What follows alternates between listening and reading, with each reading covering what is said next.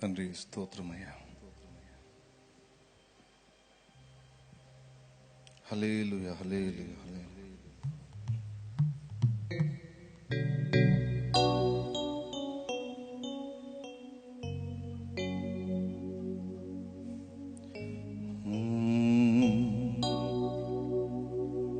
నా జీవం నీ కృపలో దాచితివే, నా జీవిత కాలమంతా ప్రభువా నీవే నా ఆశ్రయం, ఆశ్రయం. నా జీవం నీ కృపలో, నా జీవిత కాలమంతా ప్రభువా నీవే నా ఆశ్రయం, నా ఆశ్రయం. నా జీవం నీ కృపలో దాచితివే.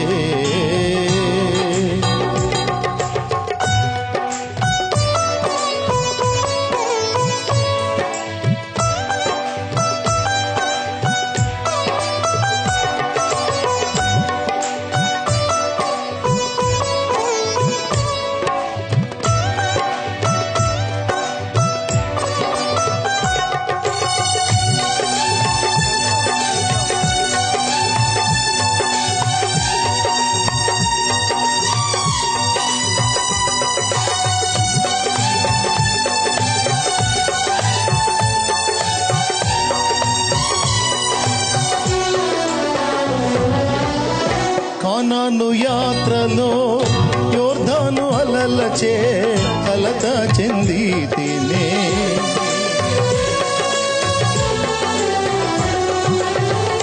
కానాను యాత్రలో యోర్దాను అలలచే కలత చెంది తినే.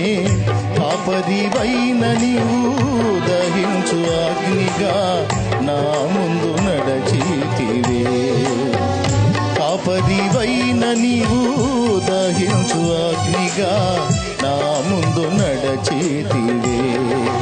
నా జీవం నీ కృపలో దాచితివే, నా జీవిత కాలమంతా ప్రభువా నీవే నా ఆశ్రయం, నా ఆశ్రయం. నా జీవం నీ కృపలో దాచితివే.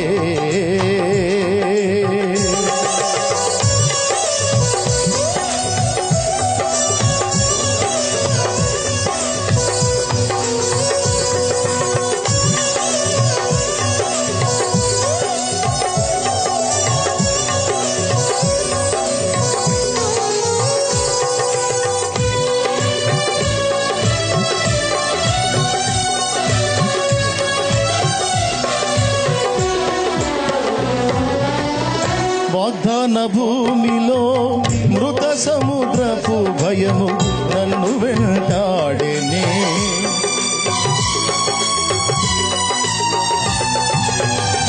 వాగ్దాన భూమిలో మృత సముద్రపు భయము నన్ను వెంటాడెనే. వాక్యమయ్యునని సహవసము ధైర్యము పుట్టించెనే, వాక్యమయ్యునని సహవాసము ధైర్యము పుట్టించెనే. నా జీవం నీ కృపలో దాచితివే, నా జీవిత కాలమంతా ప్రభువా నీవే నా ఆశ్రయం, నా ఆశ్రయం. నా జీవం నీ కృపలో దాచితివే.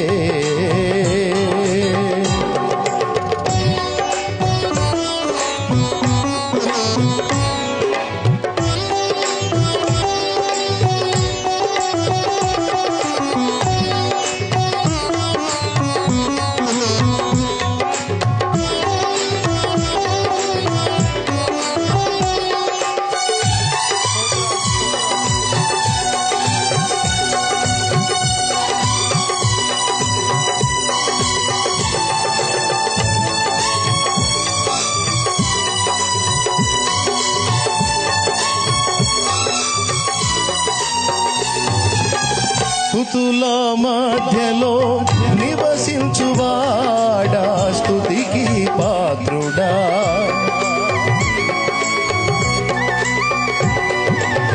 స్తుతుల మధ్యలో నివసించువాడా, స్తుతికి పాత్రుడా. స్తుతియాగముగా నీ సేవలో ప్రాణార్పణ చేతునే. స్తుతియాగముగా నీ సేవలో ప్రాణార్పణ చేతునే. నా జీవం నీ కృపలో దాచేతివే, నా జీవిత కాలమంతా ప్రభువా నీవే నా ఆశ్రయం, నా ఆశ్రయం. నా జీవం నీ కృపలో దాచేతివే, స్తుతుల మధ్యలో నివసించువాడా. అది స్తుతుల మధ్యలో నివసించువాడా, స్తుతికి పాత్రుడా. స్తుతియాగముగా నీ సేవలో ప్రాణార్పణ చేతునే. స్తుతియాగముగా నీ సేవలో ప్రాణార్పణ చేతునే. స్తుతుల మధ్యలో నివసించువాడా, స్తుతికి పాత్రుడా. ఆమేన్. స్తుతుల మధ్యలో నివసించువాడా, స్తుతికి పాత్రుడా. స్తుతియాగముగా నీ సేవలో ప్రాణార్పణ చేతునే. స్తుతియాగముగా నీ సేవలో ప్రాణార్పణ చేతునే. నా జీవం నీ కృపలో దాచేతివే, నా జీవిత కాలమంతా ప్రభువా నీవే నా ఆశ్రయం, నా ఆశ్రయం. నా జీవం నీ కృపలో దాచేతివే.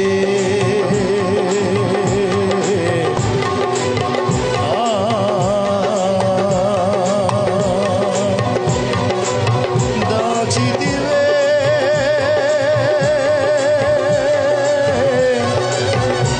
నీ కృపలో,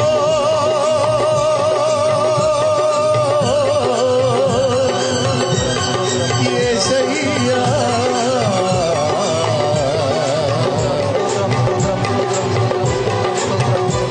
నా జీవం, నా ప్రాణం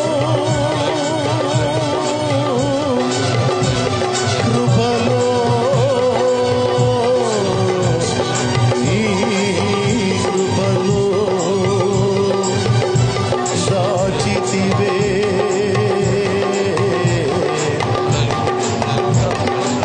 నా జీవిత కాలమంతా ప్రభువా నీవే నా ఆశ్రయం, నా ఆశ్రయం. నా జీవం నీ కృపలో దాచితివే. నా జీవిత కాలమంతా ప్రభువా నీవే నా ఆశ్రయం, నా ఆశ్రయం. నా జీవం నీ కృపలో, నీ కృపలో దాచితివే.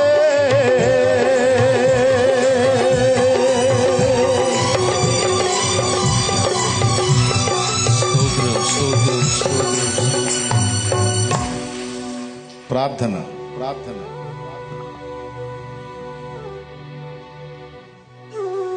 పరిశుద్ధుడైన మా తండ్రి, ప్రేమ కలిగిన దేవా, ఈ పునరుద్ధానపు వేళ నీ సన్నిధిలో చేరి ఈ గొప్ప నామాన్ని ఆరాధించే భాగ్యాన్ని మా అందరికి ఇచ్చినందుకే నీకు స్తోత్రాలు, వందనాలు, కృతజ్ఞతలు చెల్లిస్తున్నాం ప్రభా. మా జీవమును నీలో దాచి మమ్మల్ని అనుక్షణము అనుదినము కాపాడుతున్నందుకే నీకు స్తోత్రములు, స్తోత్రములు నాయనా. స్తుతి పాత్రుడా, స్తోత్రార్హుడా, ఇశ్రాయేలీలో స్తుతుల సింహాసనము పైన ఆసీనుడవై ఉన్నవాడా, ఈ పునరుద్ధానపు వేళ మా మధ్యలోనికి దిగి వచ్చినందుకై నీకు స్తోత్రములు, స్తోత్రములు, స్తోత్రములు నాయనా. ఇంతవరకు మేమందరము కలిసి చేసిన ఈ స్తుతి ఆరాధన నజరేయుడగు యేసుక్రీస్తు నామములో ఈ పాదములకు సమర్పించుచున్నాము తండ్రి. ఆమేన్. Praise the lord. హల్లెలూయా, హల్లెలూయా. ప్రశాంతంగా ఎక్కడ వాళ్ళు అక్కడ లైవ్లో ఉన్న వాళ్ళు, జూమ్ యాప్లో కనిపిస్తున్న వాళ్ళందరూ ప్రశాంతంగా ఎక్కడోళ్ళు అక్కడ కూర్చోండి నిశ్శబ్దంగా. చాలా హ్యాపీగా ఉంది. నేను చెప్పింది చెప్పినట్టు చేశారు. అది ఇట్లా ఉండాలి, మంచిగా షార్పుగా. ఇప్పుడు మెచ్చుకుంటున్నా, దేవునికి స్తోత్రం. అది మంచిగా వచ్చారు, ప్రార్థన చేసుకున్నారు, ప్రభు బల్ల తీసుకున్నారు, సిద్ధపడి ప్రశాంతంగా ఎవరిళ్ళకు వాళ్ళు చేరి ఇప్పుడు లైవ్లో వాక్యం చూస్తున్నారు. ఇది నేను చెప్పింది. ప్రభు బల్లకి ఎక్కువ కాలం దూరం అవ్వటం మంచిది కాదు. అది ఎందుకు అంత సీరియస్ మ్యాటర్ అంటే ఉన్నదంతా అక్కడే ఉంది వ్యవహారం. అపోస్తలుల కార్యాలు మీరు కానీ చూడగలిగితే 20వ అధ్యాయం 7వ వచనంలో ఆదివారమున రొట్టె విరుచుటకు మేమందరము కూడినప్పుడు అని ఉంది. ప్రభు యొక్క శరీర రక్తాలను తీసుకునే విషయంలో అంతకుముందు కరోనా టైంలో సేవకుల్ని ఆయా ప్రాంతాలకి, బజార్లకి, ఆ గ్రామాలకి అట్లా పంపడం జరిగింది. ఈసారి అలా చేయలే. ఎందుకు అలా చేయలేదంటే మునుపటి కంటే కూడా అధికమైన తీవ్రతతో సమస్య ఉంది కాబట్టి. లాస్ట్ ఇయర్లో మృతులైన వారి కంటే కూడా ఈ ఇయర్లో మృతులైన వారు ఎక్కువ మంది కనిపించినందున, తెగులు యొక్క తీవ్రత ఎక్కువగా ఉన్నందున ఒకవేళ దైవజనులు ఆయా ప్రాంతాలకు వెళ్ళినప్పుడు అక్కడున్న పరిస్థితులను బట్టి వీరు సమస్య గురి కావచ్చు, లేదా వీరితో కూడా ఉన్నవారు కానీ వీరు కానీ సమస్యలు ఉంటే వీరి వల్ల అక్కడున్న బిడ్డలకి సమస్య కావచ్చు. ఈ కారణం చేత సేవకులంగా మా మటుకు మేము ఆలోచించేది ఏంటంటే మీ వల్ల మాకు సమస్య వచ్చినా ఇబ్బంది లేదు, కానీ మా వల్ల మీకు సమస్య రాకూడదని. ఎందుకంటే మీకోసం దేవుని చిత్తం నెరవేర్చడం కోసం సావటానికి సిద్ధమై సేవకు వచ్చింది ముందుకి. మిమ్మల్ని అడ్డం పెట్టుకుని బతుకుదామని కాదు. ప్రభు మహిమ కొరకు, ప్రభు చిత్తం నెరవేర్చడం కోసం, మీ ఆత్మల రక్షణ కోసం, మిమ్మల్ని కాపాడడం కోసం మా ప్రాణాలు పణంగా పెట్టడానికి ఫిక్స్ అయిపోయే వచ్చింది సేవకి. కాబట్టి మీ వల్ల మాకు సమస్య వచ్చిందనే భయం ఏం లేదు. కానీ మేము అందరినీ కలుస్తూ ఉంటాం, అందరి దగ్గరికి వెళ్తూ ఉంటాం కనుక మా వల్ల మీరెక్కడ సమస్యకు గురవుతారో అని మీకు దూరంగా ఉండటానికి ఇష్టపడతాం, మీ క్షేమాన్ని కోరి. అయితే పోయిన సంవత్సరంలో దైవజనుల్ని పంపించి ప్రభు బల్ల కార్యక్రమం జరిగించాం. ఈ సంవత్సరం అలా సేవకుల్ని పంపటానికి కూడా అనుకూలత లేదు. తెగులు తీవ్రత ఎక్కువగా ఉన్నందున దాగవలసి వచ్చింది. మరి ఒకేసారి 4 వారాలు 5 వారాలు ప్రభు బల్ల బ్రేక్ అయిపోతే ఏం జరిగిద్ది, ఏమైద్ది అని ఒకవేళ కొందరు అనొచ్చు. ఏం జరగదు, ఆత్మీయ క్షీణత స్టార్ట్ అయింది. ఆత్మీయంగా దిగజారిన పరిస్థితికి వెళ్ళిపోయే అవకాశం ఉంటుంది. ఒక మందగా సమూహాన్ని సమకూర్చి దేవుడు బాధ్యతను అప్పజెప్పినప్పుడు, దేవుడు స్వరక్తమిచ్చి సంపాదించిన సంఘమును కాయుటకు పరిశుద్ధాత్మ దేనియందు మిమ్మల్ని అధ్యక్షులుగా నియమించను, ఆ యావత్తు మందను గూర్చి మీ మట్టుకు మిమ్మల్ని గూర్చి జాగ్రత్త కలిగి ఉండండి అని అపోస్తల కార్యములు 20వ అధ్యాయము 28వ వచనంలో రాయబడి ఉంది. అపోస్తల కార్యము 20వ అధ్యాయము 7వ వచనంలోనేమో ఆదివారమున రొట్టె విరుచుటకు మేమందరము కూడినప్పుడు అన్నాడు. ఆదివారం రోజు ప్రాముఖ్యంగా వాళ్ళు ఎందుకు గ్యాదర్ అయ్యారంటే ప్రభు యొక్క శరీర రక్తాలను తీసుకోవడానికి. మెయిన్ కాజ్ అది, ముఖ్యమైన కారణం అది. అంటే ప్రభు వల్ల తీసుకోవటమే ఎందుకంత పెద్ద కార్యము, దానికే ఎందుకంత విశిష్టతనిచ్చారు అంటే కొన్ని కారణాలు ఉన్నాయి. బాప్తిస్మో పాపైన మనుషునికి సువార్త ప్రకటించి మారు మనసులోనికి నడిపించి ముంచుట బాప్తిసం ఇచ్చి వదిలేయచ్చు. ఒక సంఘంలో కలిపి సంఘ క్రమాలను ఏర్పరిచి ఆదివారం ఆరాధనని, తరచుగా ఉపవాస ప్రార్థనలని, జాగరణలతో చేసే ప్రార్థనలని, అంటే ఆల్ నైట్ ప్రేయర్స్ ప్రార్థనలని, సంఘ క్రమాలని, కాపరి అని, విశ్వాసులని, పరిచారకులని, ప్రవక్తలని, బోధకులని, ఉపదేశకులని, కాపరులని, సువార్థికులని ఈ పరిచర్య క్రమాలను ఏర్పరిచింది. ఎందుకంటే మారు మనసులోకి నడిపించి బాప్తీసం ఇప్పించి వదిలేస్తే అయిపోను. కానీ అలా దేవుడు చేయలా. మారు మనసులోకి నడిపించి బాప్తీసం ఇచ్చిన తరువాత ఒక శిశువు పుట్టిన దాంతో సమానం అది. ఏ తల్లైనా బిడ్డను కని వదిలేసి వెళ్ళిపోయిద్దా? బిడ్డ కడుపులో ఉన్నప్పుడు తల్లికి చాకిరి కొంచెమే. టయానికి అంత ఆహారం తీసుకోవటం, హాయిగా రెస్ట్ తీసుకోవటం. వాడికి ఒకటి రోజు శుభ్రం చేసే పని లేదు, వాడి బాగోగులేం చూసే అవసరం లేదు. కడుపులో ఉన్నాడు. తల్లి పౌష్టికాహారం తీసుకుంటే అది బిడ్డకు చేరుతుంది. ఆ లోపల గర్భస్థ శిశువుకి హానికరం కలిగించే పదార్థాలు తినకుండా ఉంటే చాలు. తల్లి చిన్న చిన్న పత్యాలు ఉంటే చాలు. అవునా? ఇక వాడికి ఊడిగాలన్నీ ఉన్నాయా? వాడి కోసం నైట్లో నిద్ర మేలుకోవటాలు ఉన్నాయా? ఒకటోళ్ళు శుభ్రం చేయటాలు ఉన్నాయా? వాడికి ఆకలిస్తే పాలివ్వటాలు ఉన్నాయా? ఉయ్యాల్లో వేసి వాడిని ఊపటాలు ఉన్నాయా? ఇవన్నీ ఏమి లేవు కడుపులో ఉన్నప్పుడు. ఆమె కరెక్ట్గా ఉంటే చాలు, అయిపోతుంది. వాడికి ఆటోమేటిక్గా ఆహారం వెళుతుంది. ఆమె ప్రశాంతంగా ఉంటే గర్భంలో శిశువు కూడా ప్రశాంతంగా ఉంటాడు. కాబట్టి 9 నెలలు గర్భంలో మోసి కొన్ని గంటలు ప్రసవ వేదన పడి ఒక బిడ్డని కంటుంది తల్లి. ఒక బిడ్డ పుట్టేదానికి ఎక్కువ శ్రమ లేదు.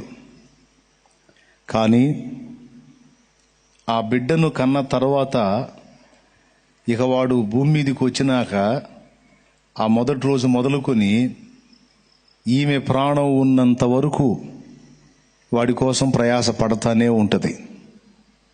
దేవునికి స్తోత్రం కలుగునుగాక. వాడు పెరిగి పెద్దవాడైనా కూడా, వాడికి మ్యారేజ్ అయ్యి పిల్లలు పుట్టినా కూడా వాడి పిల్లల గురించి కూడా అమ్మ ఆలోచిస్తుంది, వాని తల్లి. అర్థమైందా? ఈమె ప్రాణం ఉన్నంత వరకు ఆ కొడుక్కి మనవళ్ళు పుట్టినా సరే ఏమో మాత్రం వాడి గురించి ఆలోచిస్తుంది. అంటే ఏమో కొడుకు తాత అయ్యాడు, అయినా సరే ఏమొక మాత్రం ఆ బిడ్డ క్షేమమే కావాలి. కాబట్టి 9 నెలలు బిడ్డను మోసి కనుట కొంచెము శ్రమ అయితే, ఆ కన్నవాణ్ణి తనంతటి వాడయిందాకా, పరిపూర్ణంగా ఎదిగిందాకా కాపాడుకోవటం గొప్ప శ్రమతో కూడిన పని. రిస్క్ అంతా అక్కడే ఉంది, శ్రమ అంతా అక్కడే ఉంది, ప్రయాస అంతా అక్కడే ఉంది, బాధలన్నీ అక్కడే ఉన్నాయి. ప్రతి తల్లికి తెలుసు, ప్రతి తండ్రికి తెలుసు ఈ సంగతి. పొత్తిళ్లలో పసికందుగా ఉన్న దగ్గర నుంచి కొన్ని ఇళ్లల్లో చిన్న చిన్న మంచాలు ఉంటాయి. వీడు మధ్యలో పండుకుంటాడు, తల్లి జస్ట్ ఒక పట్టె కానుకొని అట్లా సైడ్కి వాలి బొబ్బు ఉంటుంది, వాడికి ఏ నొప్పి తగలకుండా. వాడికేమో మధ్య ప్లేస్ ఎకరం ఆక్రమిస్తాడు వాడు. ఒక పక్క కొరికి బొబ్బు ఉంటుంది అమ్మ. అక్కడి నుంచి స్టార్ట్ అవుతాయి ఇక బాధలు. ఇక అక్కడి నుంచి ఇక వాడు ఇక ఏమో నిద్రపోవటానికి లేదు. వాడు మధ్యలో ఎప్పుడు కుయ్యి అన్నా సరే పాలిచ్చేస్తుంది. ఒక్కొక్కడు ఉంటాడు దుండగుడు, చలికాలం లేదు ఏమి లేదు, ఇక పక్క తడుపుతానే ఉంటాడు. తడిపినప్పుడల్లా వాడి క్షేమం కోసం, లేకపోతే వాడికి బలహీనత వస్తుందని వెంటనే బట్టలు మార్చేసి శుభ్రపరుస్తుంది. అవునా? ఒక్కోసారి ఉయ్యాల్లో వాడిని అన్ని రెడీ చేసి ఉయ్యాలలో వేసి ఊపి వాడు నిద్రపట్టాళ్ళని పోయి అప్పుడప్పుడు మొహం కడుక్కొని కొంచెం తింటాను ట్రై చేస్తే పాప అన్నం పెట్టుకోకనే కేరమంటాడు వాడు. పెద్దోళ్ళు అంటారు, దేవుడు నిన్ను పరీక్షిస్తున్నాడమ్మా, తిండి మీద మనసు పెట్టిద్దా బిడ్డ మీద మనసు పెట్టిద్దా అని. ఆ ప్లేట్ అవతల పడేసి వెళ్ళి మళ్ళా వాడిని ఊపి, ఒకవేళ వాడు ఎక్కువగా దుఃఖపడితే మళ్ళా దించి వాడిని పాలిచ్చి, ఇక అక్కడి నుంచి ఇక స్టార్ట్ బాధలు. ఒక పని మనిషి కూడా చేయనంత చాకిరి, ఊడిగం. వాడికి ఒకటి రోజులు శుభ్రం చేయటం, వాడి సిగ్గు వాడికి తెలిసిందాక ఏమే శుభ్రం చేయాల. ప్రపంచంలో పుట్టిన ఎవడైనా ఇంతే నాకు తెలిసి. పుట్టిన దగ్గర నుంచి తను శుభ్రపరుచుకున్న వాళ్ళు ఎవరూ లేరు. ఎందుకంటే కొంతమంది తేలిగ్గా మాట్లాడతారులే తల్లిదండ్రుల్ని, అందుకని కొంచెం చెప్తున్నాను. ఏ తల్లి అయినా ఏ తండ్రి అయినా నీకు ఊడిగం చేస్తేనే నువ్వు లైన్లో ఉన్నావు. ఏం చేశారు మీరు? నాకు అనొద్దు, ఎప్పుడు అనొద్దు అమ్మా నాయనని. వాళ్ళు ఒకవేళ నీకు ఇబ్బందికరంగా కనిపించినా వాళ్ళని శత్రువులుగా ఎన్నడూ నిద్రలో కూడా భావించొద్దు. వాళ్ళు నీకు శత్రువులు అయితే నువ్వు పురిట్లోనే సచ్చుండేవాడివి, సచ్చుండేదానివి. శత్రువులు కాదు. వాళ్ళు నిన్ను పెంచి పెద్ద చేశారు. ఒక దాసి కూడా చేయనంత ఊడిగం తల్లి తండ్రి నీకు చేశారు. ఇక వాడికి సిగ్గు తెలిసి స్కూల్కి వెళ్ళాలా, వాడికి స్కూల్కి రెడీ చేయాలా, తీసుకెళ్ళి వదిలిపెట్టాలా, మళ్ళా వాడి టైం కాగానే వాడిని తేవాలా, వాడికి ఇష్టమైనవి వండి పెట్టాలా, వాడికి అన్ని సమృద్ధిగా ఉండటానికి తండ్రిపై చాకిరీ చేయాలా, తల్లి తండ్రి ఇద్దరు కష్టపడి పుట్టినోళ్ళని పెంచి పెద్ద చేయాలా, వీడికి యుక్త వయసు వచ్చిద్ది, అన్ని గొంతెమ్మ కోరికలు అన్ని కోరతా ఉంటాడు, నానా బాధలు పడి అన్ని సమకూర్చాలా. అంత ఎన్ని బాధలో ఎన్ని కష్టాలో. ఒక్కోసారి జ్వరం వస్తుంది, ఒక్కోసారి బలహీనత వస్తుంది, ఒక్కోసారి 4 రోజులు పడిపోతారు పిల్లలు. ఆ టైఫాయిడో ఆ మలేరియానో ఇంకా ఏదైనా డేంజర్ జ్వరం ఏదన్నా వస్తే 4 రోజులు చేతికి రారు. ఆ 4 రోజులు కంటి మీద కునుకు లేకుండా అమ్మ కష్టపడుతుంది బెడ్ దగ్గర ఉండి, లేదా నాన్న కష్టపడతాడు. ఒక బిడ్డని కనడానికి 9 నెలల కాలము చాలు, లేదా 10 నెలలు చాలు, కొన్ని గంటల ప్రసవ వేదన చాలు, అయిపోతుంది కాన్పు. కానీ అక్కడి నుంచి ఇక వాడిని పెంచి పెద్ద చేసి తనంత పరిపూర్ణుణ్ణి చేయడానికే ఎక్కువ టైము అండ్ శ్రమ. టైము వెచ్చించాలి, కష్టం కూడా ఉంది. యేసు ప్రభు ఆ పనికే మమ్మల్ని నియమించాడు. అది విషయం. కాపరి అంటే అది. మారు మనసు గురించి బాప్తీసం గురించి ఒక ప్రసంగం చేసేది అయిపోను. సరిగ్గా మ్యాటర్ అర్థమయ్యేటట్టు చెప్తే వచ్చి మారు మనసు పొంది బాప్తీసం పొందేస్తావు. సరిగ్గా నీకు విషయం అర్థమయ్యేటట్టు నేను చెప్పటం, తర్వాత నీలో దేవుడి క్రియ జరిగిందంటే అయిపోతుంది. గంటన్నరలో పని అయిపోతుంది, వచ్చి బాప్తీసం పొందేస్తావు. అంతవరకు క్రొత్త జన్మ అనుభవం. ఇక అక్కడి నుంచి రక్షణలోనికి వచ్చిన నీకు శత్రువు నిన్ను మళ్ళా వెనక్కి లాగటానికి నానా విధములైన శోధనలను కల్పిస్తాడు. నిన్ను మళ్ళా వెనక్కి లాగటానికి శతవిధాలా ప్రయత్నం చేస్తాడు. వాడి చేతిలో పడకుండా కాపాడటమే దైవజనుల యొక్క బాధ్యత. స్తోత్రం చెప్పండి, గట్టిగా చెప్పండి. ఎవరి చేతిలో పడకుండా కష్టపడి రక్షణలోనికి నడిపించుకున్న ఒక ఆత్మ 9 మాసాలు మోసి ప్రసవ వేదన పడి కనిన బిడ్డతో సమానం.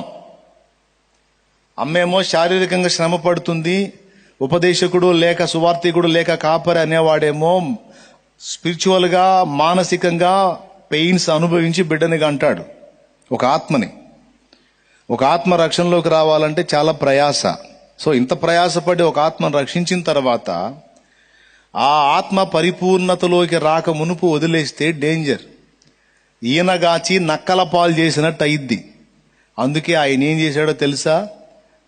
రక్షణలోనికి వచ్చిన వారంతా ఆయన సంఘము గనుక ఆ సంఘము క్షేమముగా ఉండునట్లు, లెక్కకు విస్తరించున్నట్లు, సంఘము క్షేమాభివృద్ధి పొందునట్లు పరిచర్య ధర్మాన్ని ఏర్పరిచి ఈ ఆరాధనలు, ప్రభు బల్ల కార్యక్రమం, ఉపవాసాలు, జాగరణలు ఇత్యాది ప్రార్థనలను ఏర్పరిచి, పరిశుద్ధుల సహవాసం ఏర్పరిచి, సమాజముగా కూడుట మానకుడి అని హెచ్చరికలిచ్చి, మీ పైన కొందరిని నాయకులుగా నియమించి వారి బోధ కింద జాగ్రత్తగా ఉండండి, వారిని తిరస్కరించకండి అని అనేక హెచ్చరికలు గ్రంథంలో రాయించి ఒక క్రమముని ఏర్పరిచాడు. ఎందుకు ఏర్పరిచాడు క్రమాన్ని? ఆత్మలు మళ్ళా వెనక్కి జారిపోకుండా, మళ్ళా శత్రువు చేతికి చిక్కకుండా. ఒక ఆత్మను రక్షించటం జరిగిన తర్వాత శత్రువు ఊరుకోడు. శతవిధాలా ప్రయత్నం చేసి ఎట్లనన్నా మళ్ళా వెనక్కి లాగడానికి వాడు సామ భేద దండోపాయాలన్నిటినీ యూజ్ చేస్తాడు. సో ముఖ్యంగా మానవులను చెడగొట్టడానికి సైతానుగాడు వాడుకునేది సహవాసము అనేదాన్ని. దేన్ని? సహవాసము అనేదాన్ని. దేవుడు బిడ్డల్ని భద్రంగా కాపాడుకోవటానికి కూడా సహవాసం అనేదాన్నే వాడుకుంటాడు. అర్థమైందా? దేవుడు తన బిడ్డల్ని భద్రంగా కాపాడుకోవటానికి పరిశుద్ధులైన నాయకుల సహవాసంకి అప్పచెప్తాడు. ఈ సహవాసంలో ఉండండి, పరిశుద్ధుల సాహచర్యంలో ఉండండి, సాంగత్యంలో ఉండండి. మనం దేవునితో సహవాసంలో ఉండాలి, పరిశుద్ధులతో సహవాసం ఉండాలి, ఆత్మీయ నాయకుల సహవాసంలో ఉండాలి. అది మనకు భద్రత.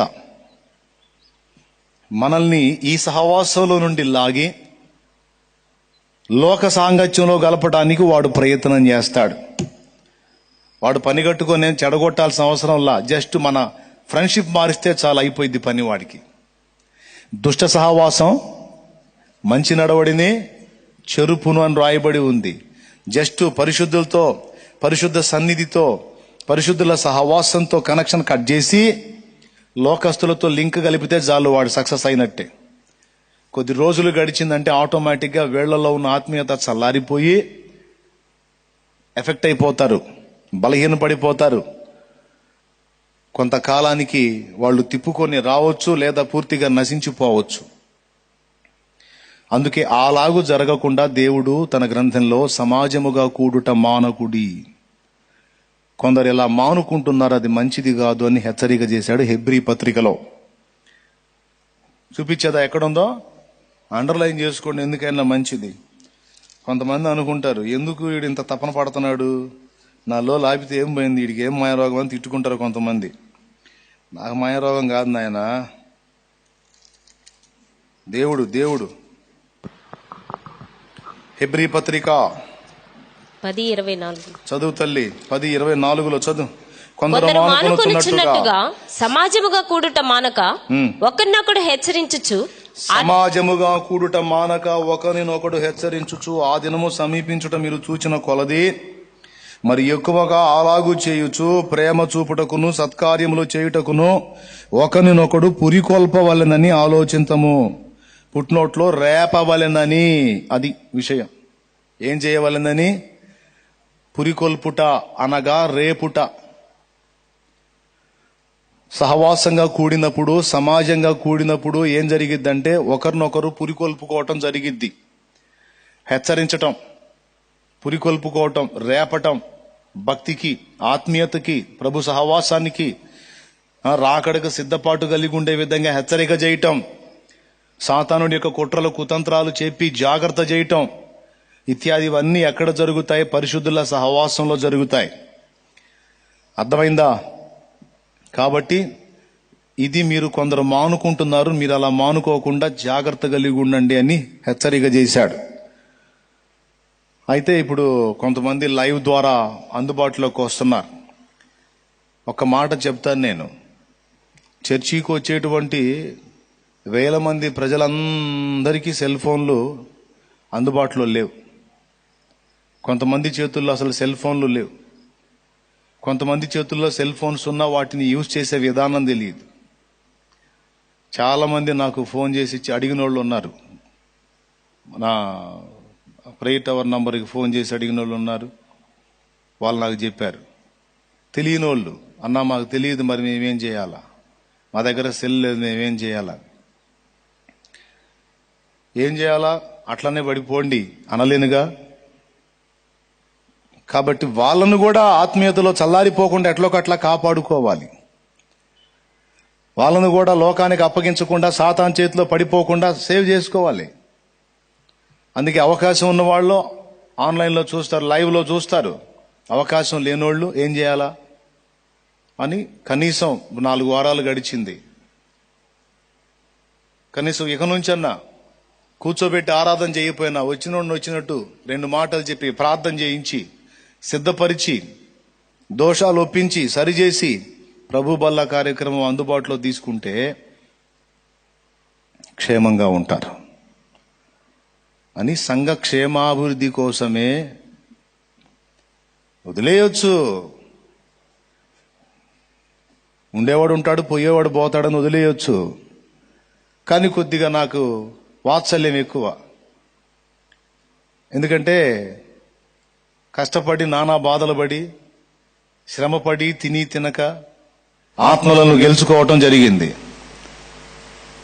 కష్టపడి గెలిచిన ఆత్మల్ని ఈనగాచి నక్కల పాలు చేసినట్టు వదిలేయటం నాకు ఇష్టం లేదు. అలాగని వాళ్ళ ఆరోగ్యానికి సమస్య తెచ్చే పనులు కూడా చేయాలని నాకు లేదు.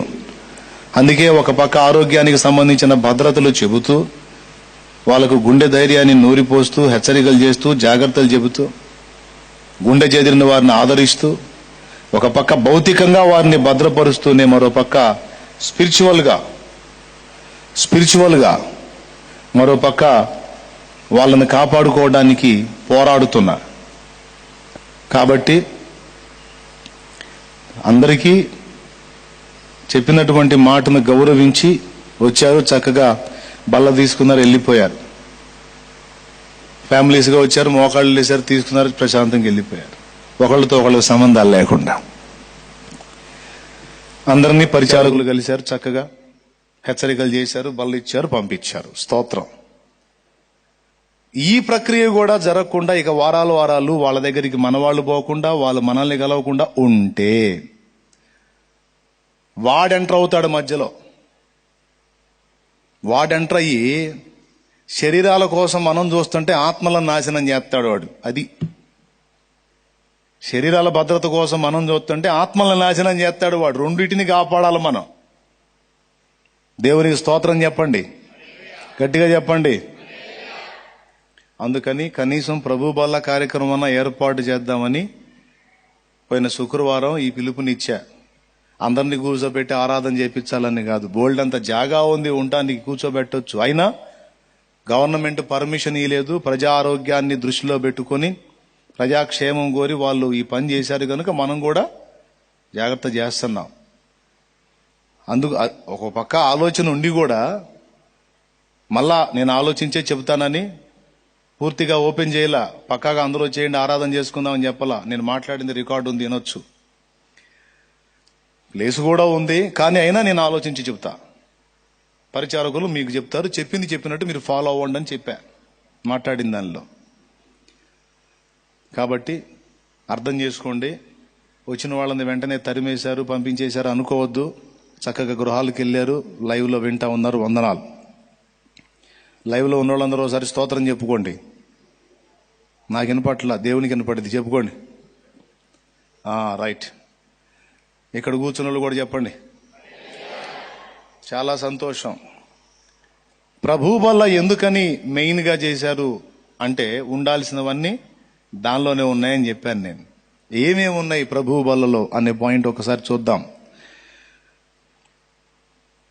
యోహాను సువార్త 6వ అధ్యాయము 53వ వచనం నుంచి ఒకసారి చదవండి.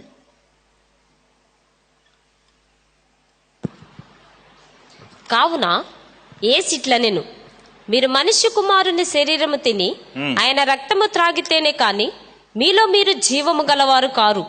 నా శరీరము తిని నా రక్తము త్రాగువారే నిత్య జీవము కలవాడు. అంత్య దినమున నేను వానిని లేపుదును. నా శరీరము నిజమైన నా శరీరమును మనుష్య కుమారుని శరీరమును తిని ఆయన రక్తమును త్రాగితేనే గాని మీలో మీరు జీవము గలవారు కారు అన్నాడు. దేవుడి ఈ వాక్యమును దీవించి మనందరికీ ఈ వాక్యాహారమును విరిచి పంచి ఇచ్చునుగాక. ఉపదేశాన్ని అడ్డగింప చూసే దయ్యపు శక్తులు, దురాత్మ, అంధకార, సైతాను శక్తులు యేసు నామములో బంధింపబడునుగాక. ఆమేన్. పరిశుద్ధాత్ముడు మనల్ని సంధించునుగాక. ఆమేన్. కొద్ది మాటలే చెప్తాను, ఎక్కువ టైం లేదు, వినండి. లోకానికి లేనిది మనకున్నది స్పెషల్ ఇదే. అర్థమైందా? లోకానికి లేనిది మనకున్న స్పెషల్ ఇదే. మారు మనసు, బాప్తిస్మం, ఈ రెండిటితో పాటు ప్రతి ఆదివారమున ఆయన పరిశుద్ధ శరీర రక్తములలో పాలివారమగుట. దాని విలువేంటో చెప్తాను, వినండి.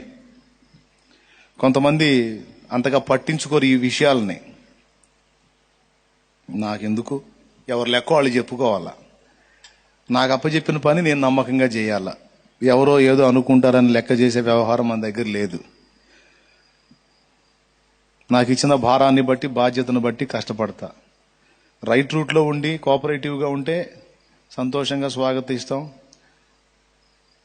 ఏదన్నా వేరే రకంగా ఆలోచిస్తే ఎవరి పనులు వాళ్ళు చేసుకోవటమే. సాటి సహోదరులైనా ఎవరు లెక్క వాళ్ళు చెప్పుకోవాలి కదా. అది విషయం. పాయింట్కి వస్తాను. మనుష్య కుమారుని శరీరమును తిని ఆయన రక్తము త్రాగితేనే గాని మీలో మీరు జీవము గలవారు కారు అన్నాడు. ఏంటి ఆ మాటకు అర్థం? మనం జీవం లేకుండా ఉంటామా? జీవం లేకపోతే ఎట్లుంటాం? శవాలమై బొందగడ్డలో ఉంటాం. కానీ మీరు ఇలా చేస్తేనే మీలో మీరు జీవం గలవారు అన్నాడు. జీవము రెండు విధాలు. ఒకటి, ఆదాము నుండి సంక్రమించిన మానవ సంబంధమైన జీవం. రెండు, ఆధ్యాత్మిక జీవం, దైవిక జీవం. రెండు, యేసుక్రీస్తు మన జీవితంలోనికి ప్రవేశించక మునుపు మనం ఒకటే జీవాన్ని కలిగి ఉన్నాం. ఆదాము నుండి సంక్రమించినటువంటి జీవం. అది శరీరానుసారమైనటువంటి జీవం అన్నమాట. ఆ జీవానికి ఉన్న శక్తి వేరు. కానీ ఆ జీవం ఒకవేళ కలిగి ఉన్నా మీరు మృతులే అన్నాడు. మీ అపరాధముల చేతను పాపముల చేతను, మన అపరాధముల చేతను పాపముల చేతను మనము చచ్చిన వారమై ఉండగా, ఎఫెసీయులకు రాసిన పత్రిక ఒక్కసారి తీయండి. అందులో చెప్తాడన్నమాట, మనం జీవం గలవారమా సచ్చినోళ్ళమా. ఎఫెసీయులకు రాసిన పత్రిక 2వ అధ్యాయం 1వ వచనం. మీ అపరాధముల మీ చేతను అపరాధముల చేతను పాపముల మీరు చేతను చచ్చిన వారై ఉండగా, అదుగదుగదుగదుగ మీరు చచ్చిన వారై ఉండగా ఆయన మిమ్మల్ని క్రీస్తుతో కూడా బ్రతికించెను. అది ఆయన మిమ్మల్ని క్రీస్తుతో కూడా బ్రతికించెను.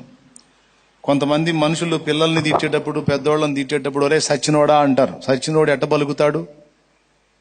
ఒరేయ్ అంటాడు, వాడు బలకడు. రేయ్ అంటాడు, వాడు బలకడు. ఒరే సచ్చినోడా అంటాడు. ఓయ్ అంటాడు. ఎక్కడ తెచ్చావురా? 2 సార్లు పిలిస్తే పలికి సావే అంట. సచ్చినోడు ఎట్ట పలుకుతాడు అంటావు నువ్వు? సచ్చినోడని బతికినోడు కదా పలికేది. నువ్వు సచ్చినోడా అని పిలుస్తావు, సచ్చినోడేం పలకలేదని తిడతావు. నిజమే, సచ్చినోడే. ఎలా చచ్చిపోయాడు? అపరాధముల చేతను పాపముల చేతను చచ్చిన వారం. హలో, స్తోత్రం చెప్పు గట్టిగా, చెప్పాలి గట్టిగా. ఇంకొకసారి చెబితే శబ్బాష్. చచ్చిన స్థితే. మన ఆదాము సంబంధమైన జీవం మనలో ఉంది గాని, జీవించుచున్నామన్న పేరు ఉంది గాని, లెక్క ప్రకారం, దేవుని లెక్క ప్రకారం చచ్చిన స్థితిలో ఉన్న మృతులం. అయితే మన పాపములకు అపరాధములకు క్రీస్తు శరీరమందు అదుగో ఆ శిలువలో ప్రాయశ్చిత్తం జరిగించి, ఆయన రక్తము చేత మనకు విమోచన ప్రసాదించి, క్రీస్తు యేసుతో కూడా ఆయన యందు మనల్ని కూడా తిరిగి బ్రతికింపజేశాడు. మనిషిలో ఆదాము సంబంధమైన జీవం ఉంటే దాని కోరికలు వేరు, దాని విధానం వేరు. దేవుని సంబంధమైన జీవం ఉంటే దాని కోరికలు వేరు, దాని విధానం వేరు. ఇప్పుడు మనకున్న స్పెషల్ ఏంటో తెలుసా? మనలో 2 జీవాలు పనిచేస్తున్నాయి. క్రీస్తు యేసునకు వెలపట ఉన్న వాళ్ళలో ఒకే జీవం పనిచేస్తుంది. అది ఆదాము నుండి సంక్రమించిన జీవం. కానీ క్రీస్తు యేసునందున్న వారికి 2 జీవాలు పనిచేస్తున్నాయి.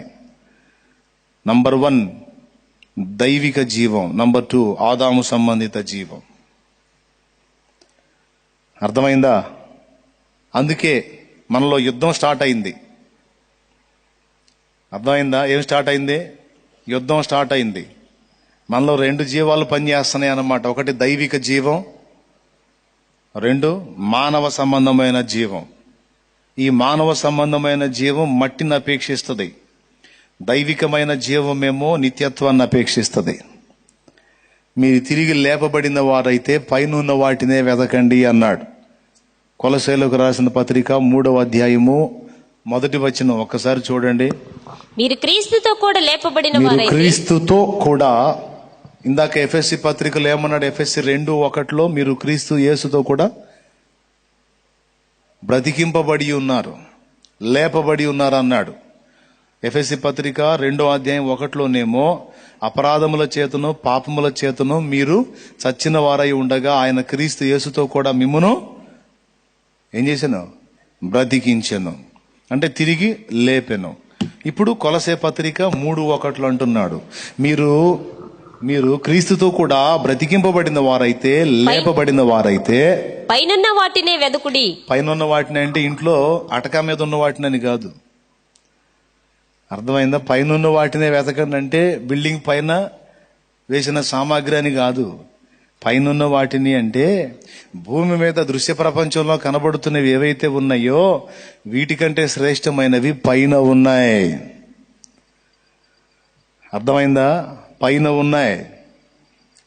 నశించిపోవు ఈ మహిమయే ఇంతుంటే ఈ భూలోకంలో ఎన్నడూ నశించని అక్షయమైన మహిమ కలిగిన అది ఎంత శ్రేష్టమైనదో, అది ఎంత ఉన్నతమైనదో ఒక్కసారి ఆలోచించండి అన్నాడు. దాన్ని గుర్తెరిగినందుననే అబ్రహాము గుడారంలో జీవించి పునాదులు గల ఆ పట్టణం కొరకు ఆశతో, విశ్వాసంతో, నిరీక్షణతో ఎదురు చూశాడని ఉంది. తమ్ముడు, అబ్రహాం కింద వెతికాడా పైన వెతికాడా? మోషే ఐగుప్తు రాజైన ఫరో యొక్క కుమారుడు అనిపించుకున్నట కంటే క్రీస్తు యేసు విషయమైన నింద గొప్ప భాగ్యమని ఎంచుకొని అది విసర్జించాడట. ఆ రాజభోగాలని విసర్జించి దేవుని చిత్త ప్రకారం శ్రమ పడడానికి ఇష్టపడ్డాడట. ఎందుకో తెలుసా? ఉన్నతమైన పిలుపునకు కలిగే బహుమానం, దేవుడిచ్చే బహుమానం ఏంటో మోషేకి తెలుసు. అందుకే మనిషి ఇచ్చేటువంటి రాజసింహాసనం నాకెందుకు, నాకు యేసయ్య ఇచ్చేది కావాలి, దేవుడిచ్చేది కావాలని ఫిక్స్ అయ్యాడు మోషే. పౌలు కూడా అదే. పౌలు మంచి విద్యాపరుడు, జ్ఞానవంతుడు, ధైర్యశాలి, పనివాడు, అన్ని కొలతలు సూపరు. అదే పౌలు లోకాన్ని ఆర్జించడానికి పెట్టినట్టయితే ఎట్లుండేదో పరిస్థితి. కానీ మానవ సంబంధమైన జీవం కాదు, పౌలులో దేవుని సంబంధమైన జీవం పనిచేసినందున ఉన్నత పిలుపునకు కలుగు బహుమానం కోసం సమస్తమును నష్టముగా పెంటగా ఎంచుకున్నాను అన్నాడు ఈ లోక సంబంధమైన వాటిని. Praise the lord. నా బలహీనత యందు నా సిలువను మోస్తూ నిన్ను పోలి నేను నడచెదను. నా బలహీనత యందు నా సిలువను మోస్తూ నిన్ను పోలి నేను నడచెదను. వెనకున్నవి మరచి ముందున్న వాటికై సహనముతో పరుగెత్తెదను. నా బలహీనత యందు నా సిలువను మోస్తూ నిన్ను పోలి నేను నడచెదను. వెనకున్నవి మరచి ముందున్న వాటికై సహనముతో పరుగెత్తెదను. ఉన్నత పిలుపునకు కలుగు బహుమానము, ఉన్నత పిలుపునకు కలుగు బహుమానము నేను పొందాలని విలమెల్లని పాడిన, కీర్తించిన నీ రుణము నే తీర్చగలనా. కొనియాడి పాడి నీ సాక్షిగానే ఇలలో జీవించనా, ఇలలో జీవించనా. దినమెల్లని పాడిన, కీర్తించిన నీ రుణము నే తీర్చగలనా. కొనియాడి పాడి నీ సాక్షిగానే ఇలలో జీవించనా, ఇలలో జీవించనా. Praise the lord. పౌలు కూడా ఆ దేవుని జీవాన్ని పొందుకున్నవాడు కాబట్టి ఉన్నత పిలుపునకు కలుగు బహుమానం భూమి మీద మనుషులు ఇచ్చేవి కాదు. మనుషుల మెప్పు, మనుషుల గొప్ప, మనుషుల ఘనత, మనుషుల భజన ఇది కాదు. ఎవరేమనుకుంటే నాకెందుకు, ఆయన నన్ను మెచ్చుకోవాలి, ఆయన ముందు యోగ్యునిగా నిలబడాలి, ఆయన ముందు తల ఎత్తుకోగలగాలి, ఆయన ఇచ్చే ఉన్నతమైన బహుమానాన్ని పొందుకోవాలి. దానికోసం ఇక్కడ ఎన్ని బాధలైనా పడాలి, అవసరమైతే ప్రాణమైనా వదలాలి. అది దైవిక జీవంతో సంధించబడిన వాని యొక్క కోరిక. మీరు తిరిగి లేపబడిన వారైతే, మీలో దేవుని యొక్క అక్షయ జీవం ప్రవేశిస్తే, దైవిక స్వభావం ప్రవేశిస్తే మీ లక్షణాలు ఎలా ఉంటాయి అని చెప్పాడు.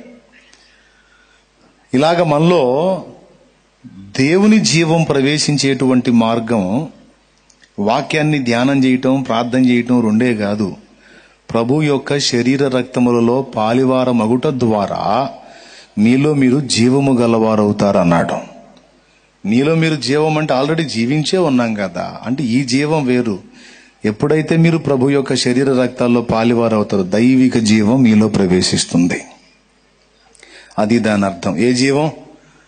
దైవిక జీవం ప్రవేశిస్తుంది. నేను చెప్పాను, అక్కడ ఉందా? మనుష్య కుమారుని యొక్క శరీరమును తిని ఆయన రక్తము త్రాగితేనే గాని మీలో మీరు జీవము గలవారు కారు అన్నాడు. నంబర్ 1, అది మొదటి విషయం. రెండవది చదువుమా. నా శరీరము తిని నా రక్తము త్రాగువాడే నిత్య జీవము గలవాడు. అది తీసుకున్నవాడు నిత్యము జీవించగలుగుతాడు. నిత్య జీవము అంటే మనం సత్యాకు వచ్చేది కాదు. సత్యాకు వచ్చేది ఒక నిత్య జీవం ఉంది. ఆ నిత్య జీవం పొందటానికే కదా మనందరం క్రీస్తు రక్తంలో కడగబడ్డాం. అదే కదా మనం చెప్పుకునేది. దారి తప్పిన నన్ను నీవు వెదకి వచ్చి రక్షించితివి. దారి తప్పిన నన్ను నీవు వెదకి వచ్చి రక్షించితివి. నిత్య జీవము నిచ్చిన దేవా, నిత్య జీవము నిచ్చిన దేవా, నీవే నా మంచి కాపరివి, నీవే నా మంచి కాపరివి, నీవే నా మంచి కాపరివి, నీవే నా మంచి కాపరివి. ఓ ప్రభువా, ఓ ప్రభువా, ఓ ప్రభువా, ఓ ప్రభువా, నీవే నా మంచి కాపరివి, నీవే నా మంచి కాపరివి, నీవే నా మంచి కాపరివి, నీవే నా మంచి కాపరివి. ఓ ప్రభువా.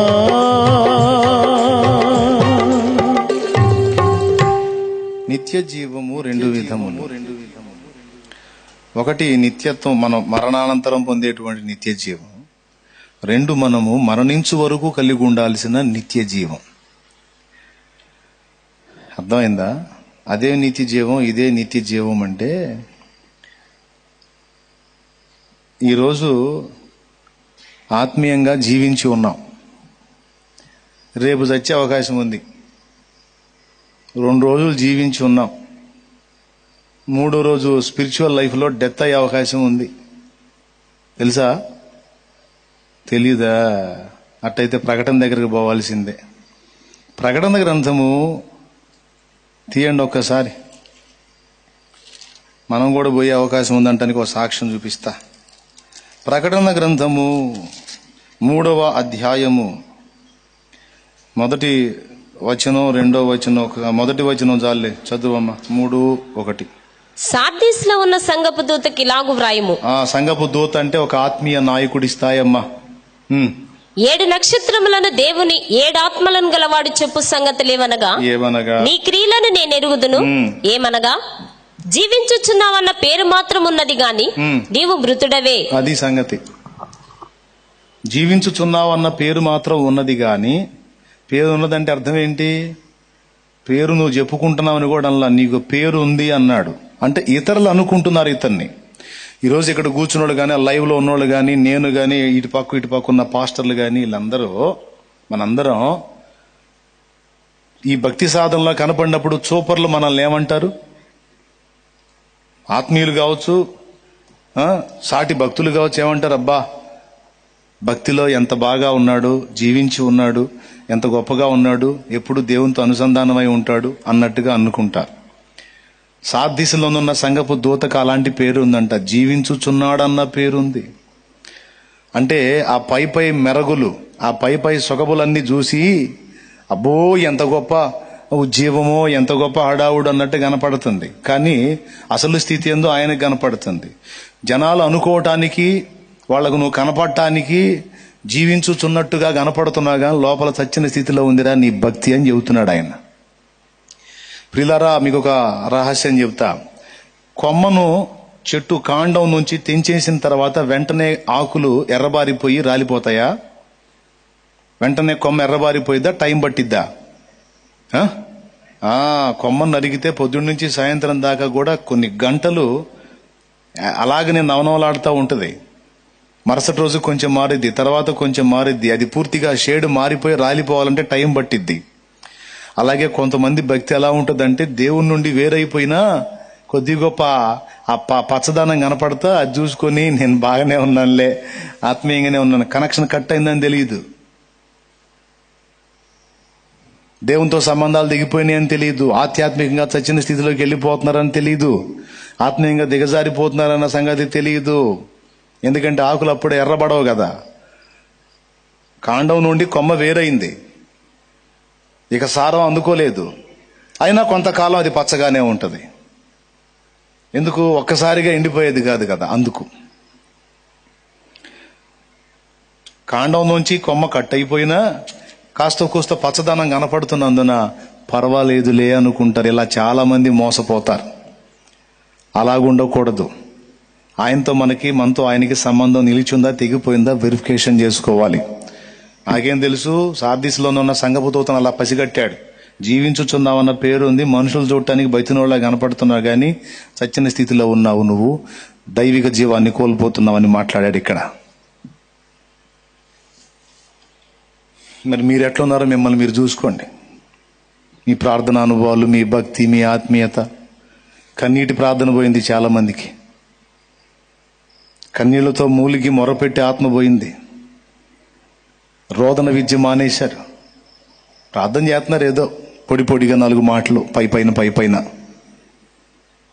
మహారోదనతో, దుఃఖంతో, మూలుగులతో అంగలార్చే ఆత్మను పోగొట్టుకున్నారు కొంతమంది. మళ్ళా జీవించుచున్నానన్న పేరు అన్నట్టుగా మళ్ళా ప్రేయర్ గలుస్తూ ఉన్నారు, భక్తులు కనపడుతూనే ఉన్నారు, ఆన్లైన్లో అందుబాటులోనే ఉంటా ఉన్నారు, అంతా ఏదో బాగానే ఉన్నట్టుగా ఉన్నారు. కానీ ఒకప్పుడు వారు విసర్జించిన లోకమంతా ఈరోజు వారి మీద ఏలుబడి చేస్తూ ఉంది. దాని ఏలుబడికి సంతోషంగా సమ్మతిస్తున్నారు. దేవుని యొక్క ఆధ్యాత్మిక జీవం వారిలో ఉన్నప్పుడు తిరస్కరించారు, ఒప్పుకోలా లోకం ఏలుబడికి. లోకానికి నేను శత్రువుని, లోకానికి నేను వ్యతిరేకిని అన్నట్టు రివర్స్లో బ్రతికారు. కాలం గడిచింది, దైవిక జీవం కనుమరుగైపోయింది. ఆటోమేటిక్గా లోకంతో రాజీ పడిపోయారు. ఇప్పుడు లోకాన్ని పెళ్లి చేసుకున్నట్టుగా ఫిక్స్ అయిపోయారు. మళ్ళా దేవుడే, లోకమే. ఇప్పుడు బతికినోళ్ళ సచ్చినోళ్ళ? దేవుడితో ఉన్నప్పుడు చూసే వాళ్ళకి అబ్బో బతికే ఉన్నాడు భక్తుడు అనుకుంటారు. వెళ్ళి లోకంతో రాజీపడి లోకంతో కొనసాగుతున్నప్పుడు చచ్చిన స్థితిని వ్యక్తపరుస్తున్నారు. కాబట్టి మీ ప్రవర్తనను బట్టి, మీ ఆత్మీయతను బట్టి, మీ భక్తి, మీ కన్నీటి ప్రార్థన, దేవునితో మీకున్న ఆత్మీయ స్పర్శ, సరైన సహవాసం, ఇవన్నీ నువ్వు ఆత్మీయంగా చచ్చున్నావో బతికున్నావో నీకు చూపిస్తాయి అవే. కాబట్టి కొంచెం ఆలోచించుకోండి, ఎవరికి వాళ్ళకి విమర్శించుకోండి, వివేచించుకోండి. సార్దీస్లోనున్న సంఘపు విశ్వాసులకు చెప్పట్లే. ఇక్కడ సంఘపు దూత అంటే ఒక ఆత్మీయ నాయకుడి స్థాయి. ఇక్కడ కూర్చొని మాట్లాడుతున్న నా స్థాయి. ప్రతి ఒక్కరు ఎప్పటికప్పుడు ఆ జీవాన్ని పరీక్షించుకోవాలి. దేవుని జీవం నాలో పనిచేస్తుందా? ఏ జీవం పనిచేస్తే ఆ లక్షణాలు బయటికి కనపడతాయి. అర్థమైందా? ఆదాము నుండి సంక్రమించినటువంటి ఆ జీవం పనిచేస్తే దానికి సంబంధించినటువంటివి నేత్రాశ, శరీరాశ, జీవపుటంబాల వైపు లాగినటువంటి అనుభవాలు కనపడతాయి. ఆ లక్షణాలు వ్యక్తం అవుతాయి. దైవిక జీవం పనిచేస్తే వాటిని సిలువ వేసి దైవికమైనటువంటి ఆలోచనల వైపుకు మళ్ళబడతావు, తిరుగుతూ ఉంటావు. ఇది కనపడుతుంటుంది. ఎవరికి వాళ్ళు ఆలోచించుకోండి, ఎవరికి వాళ్ళు విశ్లేషించుకోండి, పరీక్షించుకోండి. ఉన్నారా పోయారో? అదేందన్నయ్య లైవ్లోకి వస్తున్నాం కన్నయ్య, అదేందన్నయ్య రోజు వస్తానే ఉన్నా. అరే వాళ్ళు కూడా అట్లనే కనపడుతున్నారు సూపర్లకి. జీవించుచున్నావన్న పేరు ఉన్నది, మృతుడవే నీవు మృతుడవే. జీవించుచున్నావన్న పేరు ఉన్నది. మృతుడవే నీవు మృతుడవే.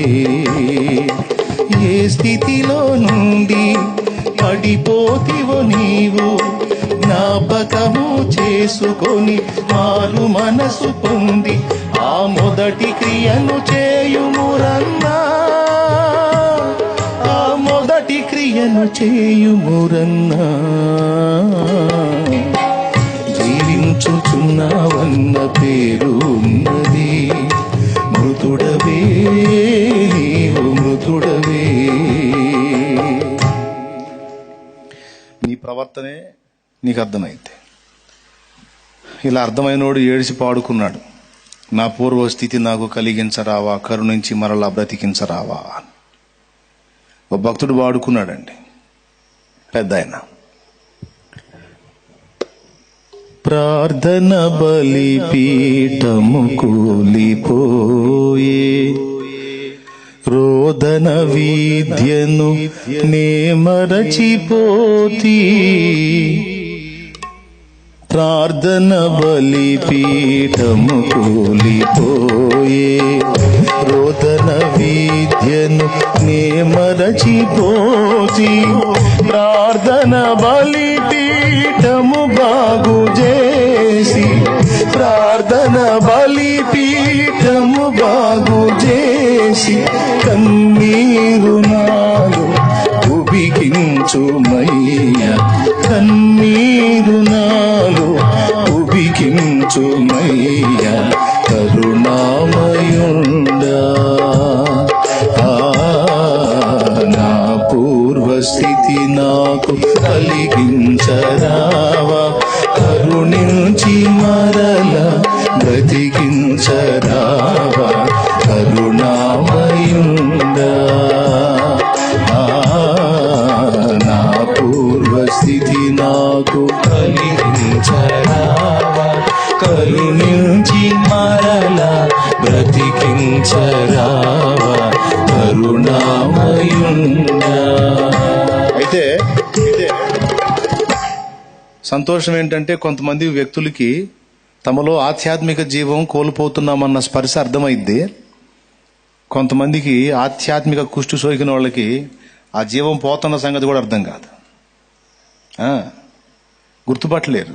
బాగానే ఉన్నాలే, ఏమైంది కానీ అనుకుని సమర్థించుకుంటుంటా.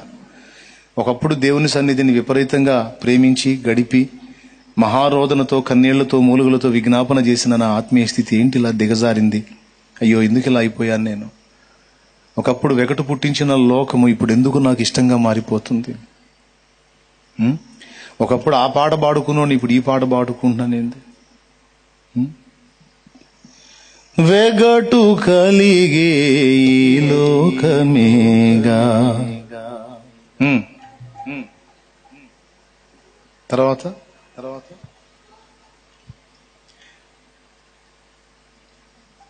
వెగటు కలిగే ఈ లోకమేగా, ఆశ కలిగి ఉన్నాను నీతో నుండాగా. వెగటు కలిగే ఈ లోకమేగా, ఆశ నొందితి నీతో నుండాగా. ఒకప్పుడు వెగటు పుట్టిన లోకం ఈరోజు ఎందుకు మళ్ళా ఆకర్షిస్తుంది, ఎందుకు గెలుస్తుంది. ఒకప్పుడు దేన్ని అపవిత్రమైన ఏది నీ కంటవాడు హచ్చి అని తిప్పేసుకున్నావు, ఎందుకు ఇప్పుడు పిచ్చి పట్టినట్టు చూస్తున్నావు.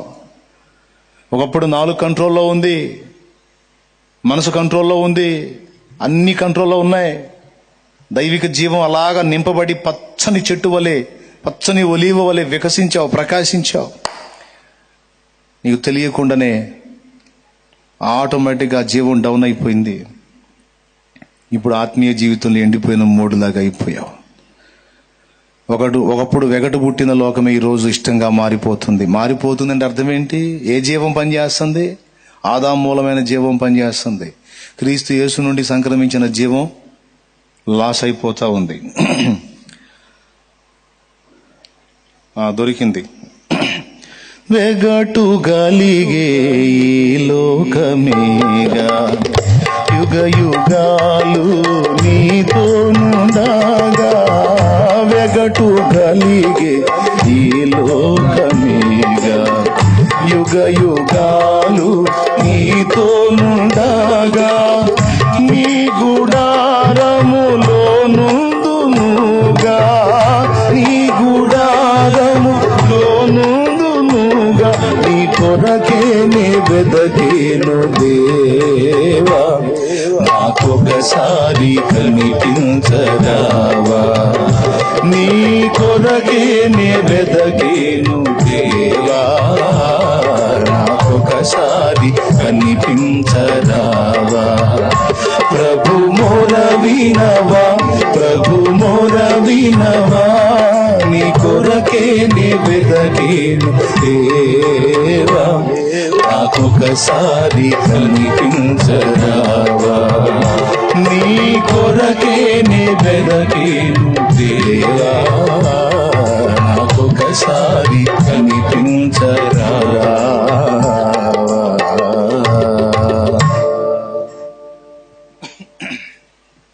దీన్ని బట్టి గుర్తుపట్టాలి. లక్షణాలను బట్టి రోగం తెలిసిద్దిగా, తెలీదా? చలితో కూడిన జ్వరం వస్తే ఒక మలేరియా అని, టైం తప్పించి టైంలో వస్తుంటే టైఫాయిడ్ అని, అట్లా రోగాలకి ఆ లక్షణాలను బట్టి గుర్తిస్తాంగా. అట్లాగే మన ఆధ్యాత్మిక జీవం విషయంలో లక్షణాలను బట్టి గుర్తుపట్టొచ్చు అది ఉందో పోయిందో. ఆ జీవాన్ని తిరిగి మనం స్వతంత్రించుకోవడానికి దేవునితో సంబంధం ఏర్పరచుకోవాలి. ఆ ఏర్పరచుకునే దానిలో భాగముగా ప్రభు యొక్క శరీర రక్తములు తోడ్పడతాయి. నా శరీరము తిని నా రక్తము త్రాగువాడే నిత్య జీవము గలవాడు. భూమి మీద జీవించిన ఈ జీవితంలో కూడా ఆధ్యాత్మిక జీవాన్ని కలిగి ఉంటాడు. చచ్చిన తర్వాత కూడా నిత్య జీవాన్ని స్వతంత్రించుకుంటాడు. ఏం చచ్చినాక? శరీరం చచ్చినాక లేదా మార్పు చెందినాక. ఇప్పుడు చచ్చినాక అనే పదం లేదు, నిద్రించినాక లేదా మార్పు చెందినాక. క్రైస్తవుడికి చావు అనే పదం లేదు. స్తోత్రం. చావు అనే పదం లేదు క్రైస్తవుడికి. ఒకవేళ ఎవరన్నా కన్ను మూస్తే నిద్ర, లేదా రాకడ వరకు ఉంటే మార్పు చెందుతాం. నిద్రించే అవకాశం కూడా లేదు, ఇక చచ్చే అవకాశం కూడా లేదు. మార్పు చెంది వెళ్ళిపోతాం. మన టైంలో వస్తే లక్కీ ఛాన్స్. దేవునికి స్తోత్రం. హల్లెలూయా. పాపం వెనకటి పెద్దోళ్ళు చచ్చే అవసరం లేకుండా మార్పు చెంది పైకి వెళ్ళిపోదాం అనుకున్నారేమో. అప్పుడే పిలిచారు ఏసయ్యా రా, ఏసయ్యా రా అని. వస్తే వాళ్ళు పోయేవాళ్ళు మార్పు చెంది, మనం పోయేవాళ్ళం పాతాళానికి. అందుకే ఆయన తొందరపడి రాలేదులే, లేకపోతే అప్పుడే పాడారు. రమ్ము రమ్ము యేసునాథ వేగమే రా రమ్ము.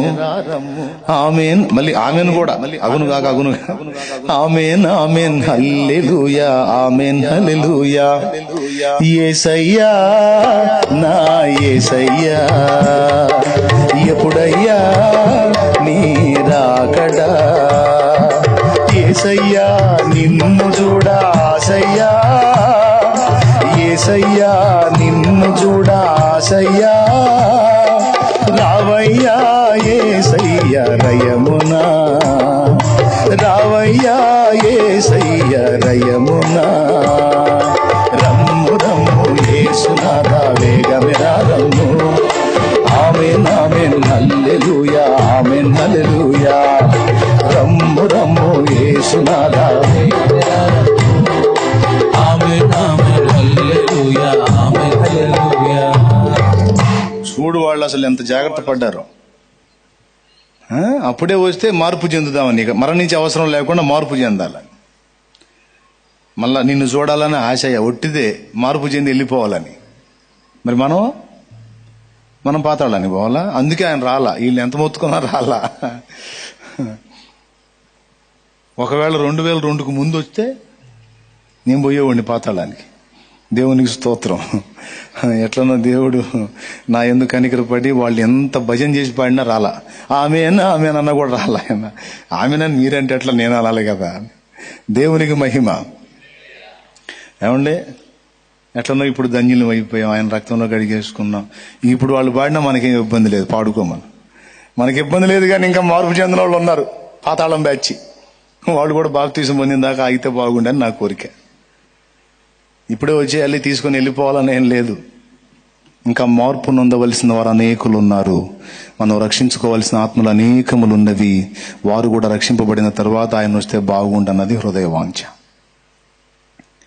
కొద్దిగా టైం తీసుకుంటాడులే, గట్టి నమ్మకం. ఇంకా బోల్డ్ అంతమందికి సువార్త అందలా, ఇంకా అందిందాకా ఆగుతాడు. ప్రైజ్ ద లార్డ్, హల్లెలూయా. కాబట్టి ప్రిలారా, నిత్య జీవము అంటే ఆధ్యాత్మిక జీవితంలో జీవించే భాగ్యం ఉంటుంది. మనం నిద్రించిన తర్వాత కూడా నిత్యము జీవించే అవకాశం లభిస్తుంది. ఈ రెండు నా శరీరమును తిని నా రక్తము త్రాగువానికి లభిస్తాయన్నాడు. దేవునికి మహిమ కలుగును గాక. హల్లెలూయా. ఓకేనా? మూడవది చదువు. అంత్యదినమున వానిని లేపుదును. అది పునరుద్ధానం కూడా ఉంది ఆయన బలలో చేసిన వానికి. అంత్యదినమున నేను వాని లేపుదును. అంత్యదినమున లేపి ఏం చేస్తాడు? అందరినీ న్యాయపీఠపు తీర్పులోకి తీసుకెళ్తాడు. ఇంకా లేవటం పెళ్లి విందుకు పోవటమని కళ్ళకంటున్నారు కొంతమంది. ఏమండి, పునరుద్ధానంలో తిరిగి లేవటం, ఇంకా పోయి ఇక మ్యారేజ్ ఫంక్షనే. మ్యారేజ్ ఫంక్షన్ కాదు, ముందు బూస్ట్ కార్యక్రమం ఉంది. దేవునికి స్తోత్రం కలుగును గాక. హల్లెలూయా. ముందు మనం చేసిన వాటన్నిటికీ యేసయ్య తీర్చే న్యాయ తీర్పు ఉంది. ఆ న్యాయ తీర్పులో మనము దోషారోపణ పొందకుండా తప్పించుకోవటానికి కూడా ప్రభు బల్ల దగ్గర రూట్ ఉంది, అవకాశం ఉంది. అది అంత్యదినమున నేను వాని లేపుదును అన్నాడు కదా. ప్రభు బల్లలో చేసిన వాడు మరణించినా కూడా నిద్రపోయినోడితో సమానం. ఎందుకంటే బల్లలో చేసాడు, యేసు శరీర రక్తాలను తీసుకున్నాడు, దేవుని అక్షయ జీవం వానిలోకి ప్రవేశించింది. కాబట్టి సమాధి చేయబడ్డ, పెట్టిలో పెట్టి మట్టిలో కలిపిన ఎముకలో సున్నం మొత్తం అంతా మట్టికి మట్టి అయిపోయి అణువులు పరమాణువులుగా ఛిద్రం అయిపోయినా రేపు రెండవ రాకడలో ఒక్క కేక వేస్తాడు, మొత్తం తిరిగి లేస్తారు. అది సమాధులు తెరవబడి మృతులు అక్షయులుగా తిరిగి లేపబడుట అంటే. మొత్తం తిరిగి లేగుస్తారు. ప్రభువు యొక్క శరీర రక్తాల్లో చేయి వేశారు, దేవుని యొక్క జీవాన్ని స్వతంత్రించుకున్నారు, వాగ్దానం పొందుకున్నారు, నిత్య జీవం గలవారయ్యారు. కాబట్టి లెగుస్తారు. లేచిన తర్వాత ఎక్కడికి తీసుకెళ్తాడు? ముందు అందరినీ తీసుకొని వివాహ విందుక. న్యాయపీఠపు తీర్పునకు ముందు, తీర్పు అయిపోయిన తరువాత వివాహ విందు.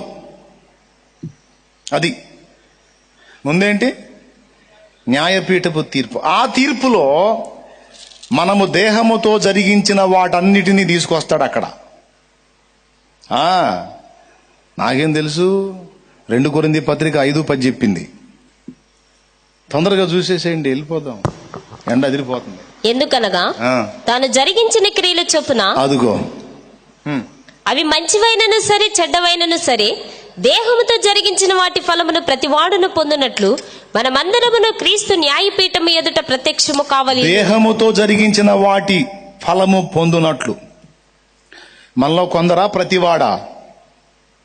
మనలో ప్రతివాడును పొందునట్లు. ఏంటివి? ఈ శరీరంతో చేసిన క్రియల ఫలము. ఆ క్రియల ఫలం నీవు పొందకుండా ఉండాలి. నీ పొరపాటు క్రియలన్నీ అక్కడ గుర్తింపబడకుండా ఉండాలంటే నువ్వు ఇక్కడే వాటిని ఒప్పుకొని విడిచిపెట్టాలి.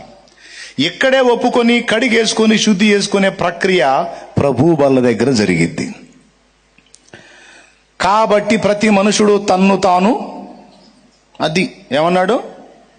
తన్ను తాను ఏమన్నాడు? చెప్పండి అందరూ, ఏమన్నాడు? తన్ను తాను పరీక్షించుకోవాలి. నిన్ను చూడు, 1 కొరింథీ పత్రిక 11వ అధ్యాయము 24-25 వచనాలు చూడు.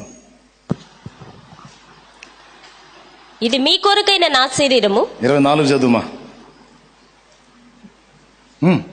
25 చదువు. ఆ ప్రకారమే భోజనమైన పిమ్మట 26 చదువు. మీరు ఈ రొట్టె తిని అది ఈ పాత్రలోనిది త్రాగునప్పుడెల్లా, ఈ రొట్టె తిని పాత్రలోనిది త్రాగునప్పుడెల్లా ప్రభు వచ్చు వరకు ఆయన మరణమును ప్రచురించుదురు. ఆ. కాబట్టి ఆ ఎవడు అయోగ్యముగా ప్రభు యొక్క రొట్టెను తినునో ఆ. లేక ఆయన పాత్రలోనిది త్రాగును, అయోగ్యముగా చెయ్యి వేయటం అంటే ఏంటి? ఎక్కడెక్కడ చేసి కుప్పలు చేసి ఆడ పెట్టుకొని ఏం ఎరగనట్టు వచ్చి మాత్ర వేసుకున్నట్టు నోట్ వేసుకొని, కొంతమంది అయితే మాత్ర కాదు ప్రసాదం ఓ పాస్టర్ గారు చెప్పాడు, ఆ సంఘంలో కొంతమంది మారు మనసు పొందిన వాళ్ళు, కొంతమంది మారు మనసు పొందిన వాళ్ళు ఉన్నారు. కొత్తగా ఒక ఆయన వస్తున్నాడు చర్చికి, చిన్న పరిచర్య, ఓ 30 మంది ఉంటారు.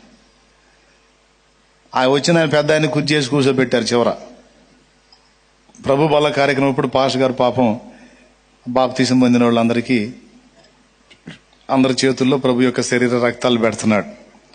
పాపం ఈయన కూడా కూర్చుంటున్నాడు, నాకు కూడా పెడతాడని. ఎవరు? ఈ పెద్ద ఆయన, కొత్తగా వచ్చినవాడు. అంటే మామూలుగా గుళ్ళకు పోయిన అలవాటు కదా, అన్యుడు అలవాటు ప్రకారం అందరికి ప్రసాదం పెడతాడు, నాకు కూడా పెడతాడని కూర్చున్నాడు. 2 వారాలు ఆ పక్కన అటు పక్కనోడు పెట్టాడు, ఇటు పక్కనోడు పెట్టాడు. ఇద్దరు బాప్తీసం పొందినాడు, వాళ్ళ చేతిలో పెట్టాడు యేసు శరీర రక్తాలు. ఈ పెద్ద ఆయన పెట్టకుండా పోతున్నాడు. 1 వారం చూశాడు, పోన్లే పాపం పిల్లగాడు మర్చిపోయాడేమో అనుకున్నాడు. 2వ వారం కూడా అంతే చేశాడు, కడుపులో మండిపోయింది, కావాలని ఇటు పెట్టట్లేదని అర్థమయ్యి డైరెక్ట్గా అడుగుతున్నాడంట, ఇగో ఇంత దుర్మార్గం, ఇంత అన్యాయం ఆడ చూడలా, నువ్వు ఎంత భక్తుడు అయితే అయ్యావు కానీ మరి నువ్వేం భక్తుడు నాకు అర్థం కాలేదు, ఇంత అన్యాయం ఇంత దుర్మార్గం ఆడ చూడలే నేను. ఆ పాస్టర్ గారికి ఈయన వరుసగా మావయ్య అవుతాడు.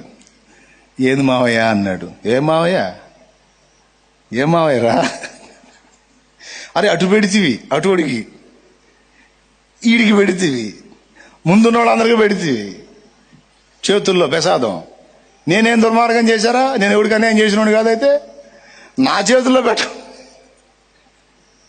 ఏం చెప్పాలి ఇప్పుడు ఆయనకి? ఇది ప్రసాదం కాదు మావయ్య, ప్రభు యొక్క శరీర రక్తాలు అంటే ఏదో నలుగురికి పెట్టినప్పుడు నలుగురితో పాటు నాకు కూడా పెట్టాలా? కూటమైనాకు చెబుతానంటే నేను ఉండలే అని వెళ్ళబోతున్నాడంట. ఇంత ఇంత ఇంత అన్యాయమా? అరే మొత్తానికి పెట్టి నాకు పెట్ట. పల్లెటూళ్ళలో పరిస్థితులు అట్లుంటాయి అన్నమాట. దేవునికి స్తోత్రం కలుగును గాక. తర్వాత చెప్పారు, బాప్తీసం తీసుకోవాలి, ప్రభు యొక్క శరీర రక్తాలు తీసుకోవాలంటే ముందు పాపాలు కడగబడాలి. అంతేకాకుండా ప్రార్థనలో గడిచిన వారం అంతటిలో మాట ద్వారా గాని, చూపు ద్వారా గాని, తలంపు ద్వారా గాని, ప్రవర్తనలో ఎక్కడన్నా పాపం ఉంటే ఒప్పుకొని క్షమాపణ కోరి దిద్దుబాటు చేసుకొని మారు మనసు పొంది జాగ్రత్తగా యోగ్యంగా చేయాలి. లేకపోతే న్యాయపీఠం ముందు నిలబడాల్సి వచ్చింది రేపు. అందుకని ప్రక్షాళన చేసుకోవటానికి ఏర్పాటు అని అంత వైనంగా అర్థమయ్యేటట్టు చెబితే, ఆహా ఇంత కథ ఉందా, మరి మనకు తెలియదుగా. దేవునికి స్తోత్రం కలుగును గాక. హల్లెలూయా చెప్పండి గట్టిగా. కాబట్టి అంతే దినమని నేను వాడిని లేపుదును అన్నాడు. లేపిన తర్వాత ఏం చేస్తాడు? పోయి న్యాయపీఠం ముందు నిలబెడతాడు. న్యాయపీఠపు తీర్పు ముందు నిలబడినప్పుడు మనము శుద్ధులంగా నిలవాలి, గద్దింపు తప్పించుకోవాలి అంటే ఇక్కడే ప్రభు బల దగ్గరే మనం ఎప్పటికప్పుడు శుద్ధి చేసుకోవటానికి అవకాశం ఇచ్చాడు. స్తోత్రం. 4, 5వది చదువు, తొందరగా చదువు, ఇక్కడ అయిపోయిన టైం. నా శరీరము నిజమైన ఆహారమును, నా రక్తము నిజమైన పానమునై ఉన్నది. నా శరీరము తిని నా రక్తము త్రాగువాడు నా యందు నేనును. నీ యందు నువ్వా? సరిగా చూడు, కళ్ళజోడు పెట్టుకో. ఎక్కడ పెట్టావు?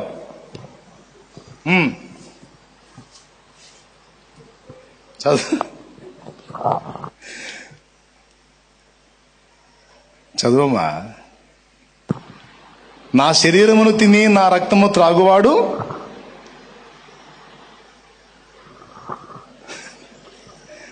చదువు.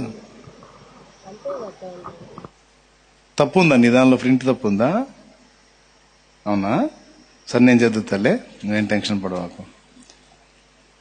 మళ్ళీ నువ్వు భయపడితే మొత్తం తేడా పడిద్ది వ్యవహారం. చూడమ్మా 56వ వచనం. నా శరీరమును తిని నా రక్తము త్రాగువాడు నా యందును నేను వాని యందును నిలిచియుందుము. దేవునికి స్తోత్రం. ఏమన్నాడు?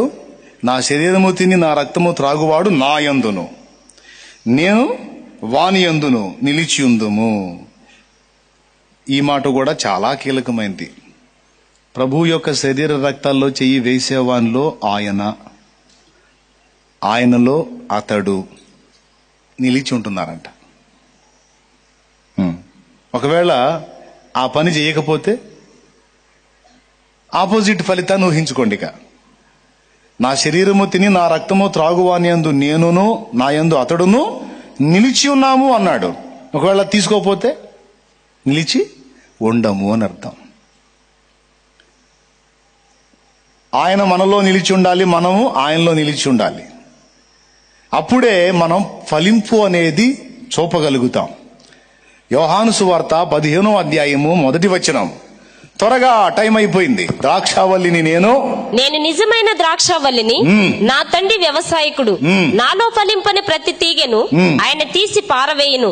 ఫలించు ప్రతి తీగ మరి ఎక్కువగా ఫలింపవన్నని దానిలోని పనికిరాని తీగలను తీసివేయును. నేను మీతో చెప్పిన మాటను బట్టి మీరు ఇప్పుడు పవిత్రులై ఉన్నారు. నా యందు నిలిచియుండుడి, మీ యందు నేనును నిలిచియుందును. అదుగో తీగ ద్రాక్షవల్లిలో నిలిచియుంటేనే గాని తనంతట తానే ఎలాగూ ఫలింపదో, అలాగే నా యందు నిలిచియుంటేనే కాని మీరును ఫలింపరు. దేవునికి మహిమ.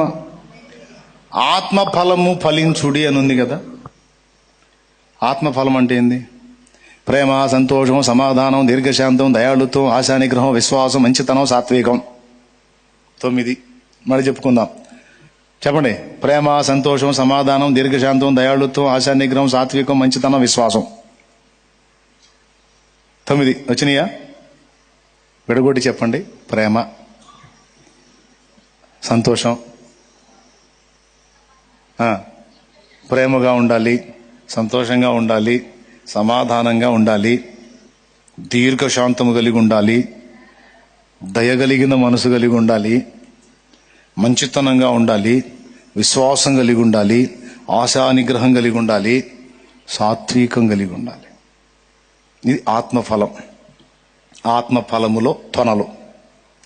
మనమేమో శరీర కార్యాలు కలిగి ఉన్నాం. పైన చెప్పిన జారత్వము, అపవిత్రత, కాముకత్వము, అభిచారములు, విమతములు, ద్వేషములు, అసూయలు, మత్సతలు, క్రోధములు, కక్షలు, భేదములు, అల్లరితో కూడిన ఆటపాటలు, ఇట్లాంటి దరిద్రగొట్టి అన్ని శరీరంలో కలిగి ఉన్నాం. వీటిని కలిగి ఉండి ఇవి కాకుండా గలతీ పత్రిక 5:22 చెప్పిన ఆత్మ ఫలాన్ని ఫలించాలని తిప్పలు పడుతుంటాం. ప్రేమ కలిగి ఉండటానికి, సంతోషంగా ఉండటానికి వాక్యం చెప్పాడు కదా. సమాధానంగా ఉంటాను ట్రై చేస్తుంటాం. ఎంత ట్రై చేసినా 22లో చెప్పిన ఈ ఆత్మ ఫలం కనపరచడానికి కష్టం. గాని ఇవి చూపించబోయి ఆ పైన 17, 19లో చెప్పిన అవి చూపిస్తా ఉంటాం. అర్థమైందా? 22లో చెప్పినటువంటి విషయాలు కనపరచాలని ట్రై చేసి ఇవి వల్లపడక పోగా 19లో చెప్పిన లక్షణాలు మాత్రం తెగ చూపిస్తుంటాం. మైండ్ ఏమో బద్దలైపోతుంటది. దీందిరా 22వ వచనం చూపిద్దామని నేను తిప్పలు పడుతుంటే ఏ పొద్దు చూసినా 19వ వచనం కాడే ఉన్నాను. 19వ వచనంలో ఏముంది? గలతీ పత్రిక 5వ అధ్యాయం 19వ వచనం. త్వరగా. శరీర కార్యములు స్పష్టమై ఉన్నవి. అవేవనగా జారత్వము, అపవిత్రత, కామకత్వము, విగ్రహారాధన, అభిచారము, ద్వేషములు, కలహము, మత్సరములు, క్రోధములు, కక్షలు, భేదములు, విమతములు, అసూయలు, మత్తతులు, అల్లరితో కూడిన ఆటపాటలు మొదలైనవి. అది సంగతి. అవి చూపించొద్దు, వాటిని చంపేయాలి అనుకుంటున్నా. వాటిని చంపేసి 22వ వచనంలో అయితే ఆత్మఫలం ఏమనగా, చదువుమా, ప్రేమ, సంతోషము, సమాధానము, దీర్ఘశాంతము, దయాళత్వము, మంచితనము, విశ్వాసము, సాత్వికము, ఆశా నిగ్రహము. ఇవి చూపిద్దామని ట్రై చేస్తున్నా. 19వ వచనంలో చెప్పిన ఆ దరిద్రగొట్టు విషయాలన్నిటినీ చంపి 22వ వచనంలో చెప్పిన ఈ ఆత్మ ఫలమును వ్యక్తపరచాలని తిప్పలబడుతున్నా. కానీ కాటల్లా ఎంత తిప్పలు పడదామంటే అంత కిందికి పడుతున్నాం. ఇదే మాట రోమాపత్రిక 7:18 చెప్పాడు. మేలైనది చేయవలెనన్న కోరిక నాకు కలుగుతున్నది కానీ అలాగూ చేయుట కలుగుటలేదు. 18 అంటాడు, నా యందు అనగా నా శరీరం మందు మంచిది ఏది నివసింపదు. మేలైనది చేయవలెనన్న కోరిక అయితే నాకుంది కానీ అట్లా చేయలేకపోతున్నా అన్నాడు. నేను చెప్పనా, మనంతటా మనం ఎప్పటికీ చేయలేం. 100% రాసుకో. నువ్వు ఎన్ని ఫీట్లు చేయగాక కుస్తీలు పడు, ఎక్కడో చోట తేడా పడతానే ఉంటావు. ఎంతమంది ఒప్పుకుంటారు? తేడా పడకుండా మనం గలతీ 5:22లో నిలబడాలంటే మన వల్ల అయ్యే పని కాదది. మరి ఎవరి వల్ల అయ్యే పని అంటే మనలో దేవుడు చేసే పని. అర్థమైందా? ద్రాక్ష చెట్టు చూసారా ఎప్పుడన్నా? చూడలేదా? పోనీ మామిడి చెట్టు చూసారా? ఇప్పుడు సీజన్గా ఖచ్చితంగా చూస్తారు. మామిడి పండు, ద్రాక్ష పళ్ళు చెట్టు ఎంతమంది చూశారు? మెయిన్ ఒక కాండం ఉంటుంది, అందులోంచి తీగలు వస్తాయి, ఆ తీగలకి ద్రాక్ష గుత్తులు వస్తాయి కదా.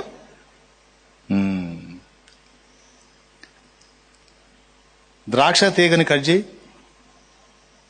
గుత్తులు ఫలాలు వస్తాయా? ద్రాక్ష గెలలు వస్తాయా? తీగ కాండంలో కనెక్షన్ చేసి పెట్టు. అంటే దాని అర్థం ఏంటంటే జీవం అనేది కాండములో నుండి తీగలోకి ప్రవేశించి తీగలో నుండి ఫలమును ఉత్పత్తి చేస్తుంది. ఫలముని ఉత్పత్తి చేస్తుంది కాండంలో నుండి ప్రవహించే జీవమే తప్ప తీగ తనంతటా తాను సప్లై చేసుకున్న జీవం కాదు. ద్రాక్ష వల్లిని నేను, తీగలు మీరన్నాడు. దేవునికి మహిమ. ఏమన్నారు? ద్రాక్షవల్లిని నేను, తీగలు మీరు. మీరు అనుకున్న ఫలం ఫలించాలంటే మీ చేత కాదు, నాలో నుండి సారం రావాలి, నాలో నుండి జీవం రావాలి. ఆ జీవం నీలోనికి ప్రవేశించాలి. అప్పుడే నువ్వు అనుకున్నటువంటి ఆ ఫలం నీలో నుంచి వ్యక్తమవుతుంది. నాలో నుండి జీవం స్వతంత్రించుకోకుండా నాకు వేరుగా ఉండి నువ్వు ఎన్ని కుస్తీలు పడినా నీ వల్ల కాదు బచ్చా అని దేవుడు చెప్తున్నాడు. దేవునికి స్తోత్రం. పాటలు పాడుకోవటమే, యేసులాగే ఉండాలని, యేసుతోనే నడవాలని పాటలు పాడుకోవటమే. నిలవాలని ఏంటిది? గెలవాలని ఆహా అనుకుంటుంటాడు ఆయన. దేవునికి స్తోత్రం. హల్లెలూయా. ఏముండదు. అందుకే ఇవన్నీ నీ వల్ల అయ్యేగా. నీవు నాలో నిలిచి ఉండు, జీవం నాలో నుండి స్రవించి నువ్వు ఏ ఫలాలు వ్యక్తం చేయాలనుకున్నా అవన్నీ వచ్చేస్తాయి అన్నాడు. హల్లెలూయా. ఆత్మ ఫలం అనేది మనలో ఆయన ఫలించాల్సిన ఫలం, మనం ఫలించేది కాదు. మనం ఫలించేది అయితే మన ఫలం అయింది. మనలో ఆత్మ ఫలించే ఫలం కాబట్టి అది ఆత్మ ఫలమైంది. ఆయన మనలో ఫలించాలి, ఆయన మనలో జీవించాలి.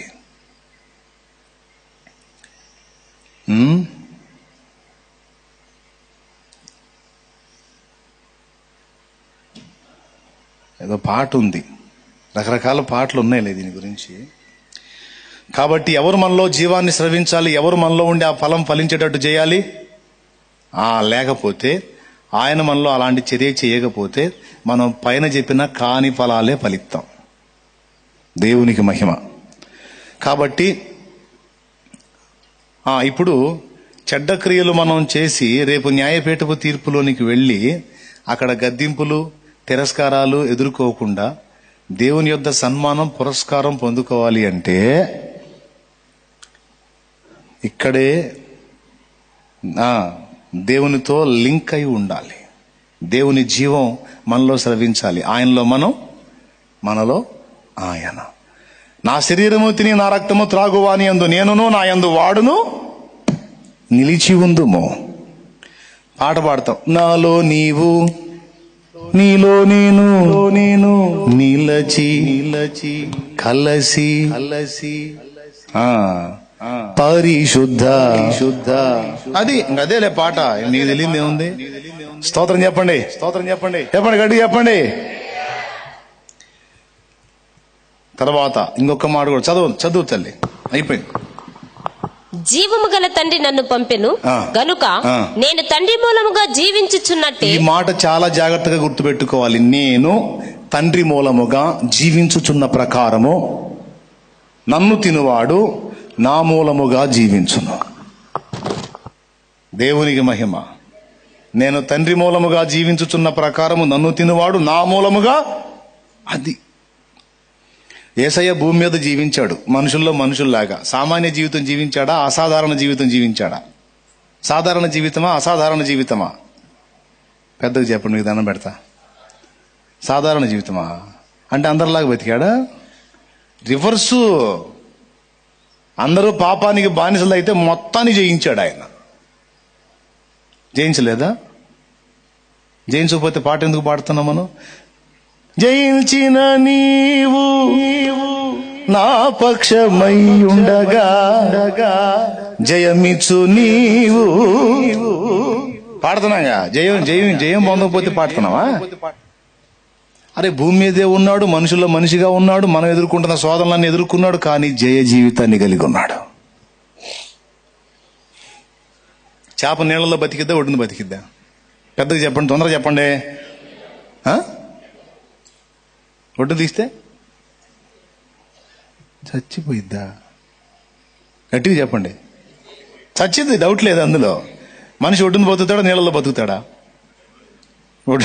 నీళ్ళలో డౌట్ లేదు, చచ్చి ఊరుకుంటాడు. చేపకి బయట ఆక్సిజన్ అందదు, నీళ్ళలో అందుద్ది. మనకి బయట అందుద్ది, నీళ్ళల్లో ఆక్సిజన్ అందదు. అవునా? నీళ్ళల్లో ఉండాల్సిన చేప బయట కూడా బతికే ఉంది అంటే అది సాధారణమైన విషయమా అసాధారణ విషయమా? రైట్. పాపలోకంలో, పాపపు మనుషుల్లో, పాపపు స్థితిలో ఉన్న ఈ ప్రపంచంలో ఏ పాపము లేనివాడుగా ఒకడు బ్రతకడం అంటే అది సాధారణ జీవితమా అసాధారణ జీవితమా? మా బాబోయ్, మానవ జాతి చరిత్రలో ఏ ఒక్కడు పలకని మాట యేసయ్య పలికాడు. అసలు అది రికార్డ్ బ్రేక్. అది అక్కడ ఎవరికైనా టర్న్ అయ్యేది. నేను మొక్కాను కుప్పల తెప్పలుగా కనపడ్డోళ్ళల్లా, గుట్ట చెట్టు పుట్ట ఏది వదిలిపెట్టలే. ఎంతమందికి మొక్కాను, మొక్కిన వాళ్ళలో ఒక్కడు కూడా పలకలా మాట. ఏ మాట తెలుసా? నా యందు పాపమున్నదని మీలో ఎవడు స్థాపించున్నో రండి అన్నాడు. నాలో పాపమున్నదని మీలో ఎవడు నిరూపించగలడు రా అని పలికిన ఒకే ఒక్క మగాడు మానవ జాతి చరిత్రలో నజరేయుడు యేసు. తోడగా యేసునామములో హల్లెలూయా. ఇంతమంది ఉన్నారు, ఒక్కడ పలకల. పాపం వాళ్ళని కూడా మెచ్చుకోవాలి, వాళ్ళు యథార్థవంతులే. ఎందుకంటే ఉన్నాయి కాబట్టి వాళ్ళు ఆ మాట అలా దేనికదే చెప్పుకోవాలి. వాళ్ళు మంచివాళ్లే, పాపం యథార్థవంతులు. వాళ్ళకి ముందే తెలుసు మనం ఫుల్ అని, అందుకే వాళ్ళు అనలా. యేసయ్య అనగలిగాడు, ఎందుకంటే ఆయన దగ్గర ఏ పాపము లేదు. పొరపాటున మనం కానీ రోడ్డు మీదకి పోయి, ఇది మనల్ని ఎరిగిన మనుషుల మధ్యలోకి పోయి, నా యందు పాపం ఉన్నదని మీలో ఎవరు చెబుతారు రండి అంటే 100 మంది పరిగెత్తుకుంటూ వస్తారు. ఏందిరా అనుకుంటా. నువ్వు వెళ్ళి అడిగావనుకో, ఎవరు నా యందు పాపం ఉన్నదని ఎవరు స్థాపిస్తారు అంటే, ఓరమ్మా, ఓరు తల్లి, ఓరమ్మా, ఓరు ఓరు ఓరు ఓరు నీ గురించి అమ్మా, అమ్మో అనుకుంటూ వస్తారు. రారా గుంపులు గుంపులు వస్తారు. కానీ యేసు ఆ మాట పలికితే ఒక్కడు రాలా. ఎందుకు తెలుసా? పట్టుకోలేకపోయారు ఆయన. ఏ దోషము కూడా ఆయన యందు లేదు. ఏ దోషమెరుగని నిర్దోషి, ఏ పాపమెరుగని పరవాసి. ఏ దోషమెరుగని నిర్దోషి, ఏ పాపమెరుగని పరవాసి. కలువరి కొండపైన వేలాడి సిలువలోన, కలువరి కొండపైన వేలాడి సిలువలోన. దేవునికి మహిమ. దేవునికి. మరణానికి ఒక రూల్ ఉంది. మరణానికి, చావుకి ఎంతటి వాడిని కూడా పట్టి బంధిస్తుంది చావు. ఒక్కడిని మాత్రం మింగలేదు. ఏ పాపము లేని పరిశుద్ధుడికి మాత్రం చావు మీద, ఏ పాపము లేని పరిశుద్ధుడి మీద మాత్రం చావుకి అధికారం లేదు. ఇక పాపమున్న ప్రతి ఒక్కడిని పట్టి పడేసిద్ది, పక్కన బయట పడలేడిక కట్టి పడేసిద్ది. నన్ను వదులు అంటే ఏంట్రా వదిలేది, పాపి కూసో. పాపమును ఆధారము చేసుకుని మరణమేలింది. దేవునికి స్తోత్రం కలుగును గాక. కానీ యేసు మన పాపాల నిమిత్తము సిలువలో ప్రాణం పెట్టినప్పుడు పేతురు భక్తుడు ఏం చెప్పాడు? అపోస్తల కార్యం 2లో, మరణము ఆయనను బంధించి ఉంచుట అసాధ్యమో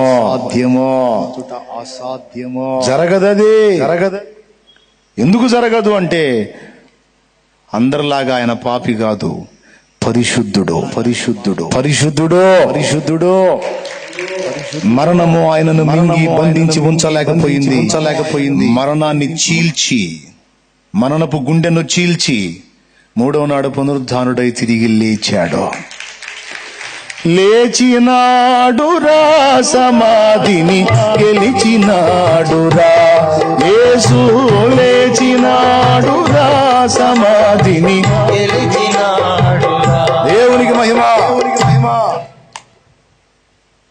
జూమ్ యాప్ లో ఉన్న వాళ్ళు కనపడ్డ వాళ్ళు వింటున్నారా బాబా? చెయ్యి అట్ట ఓపెన్ అయ్యా.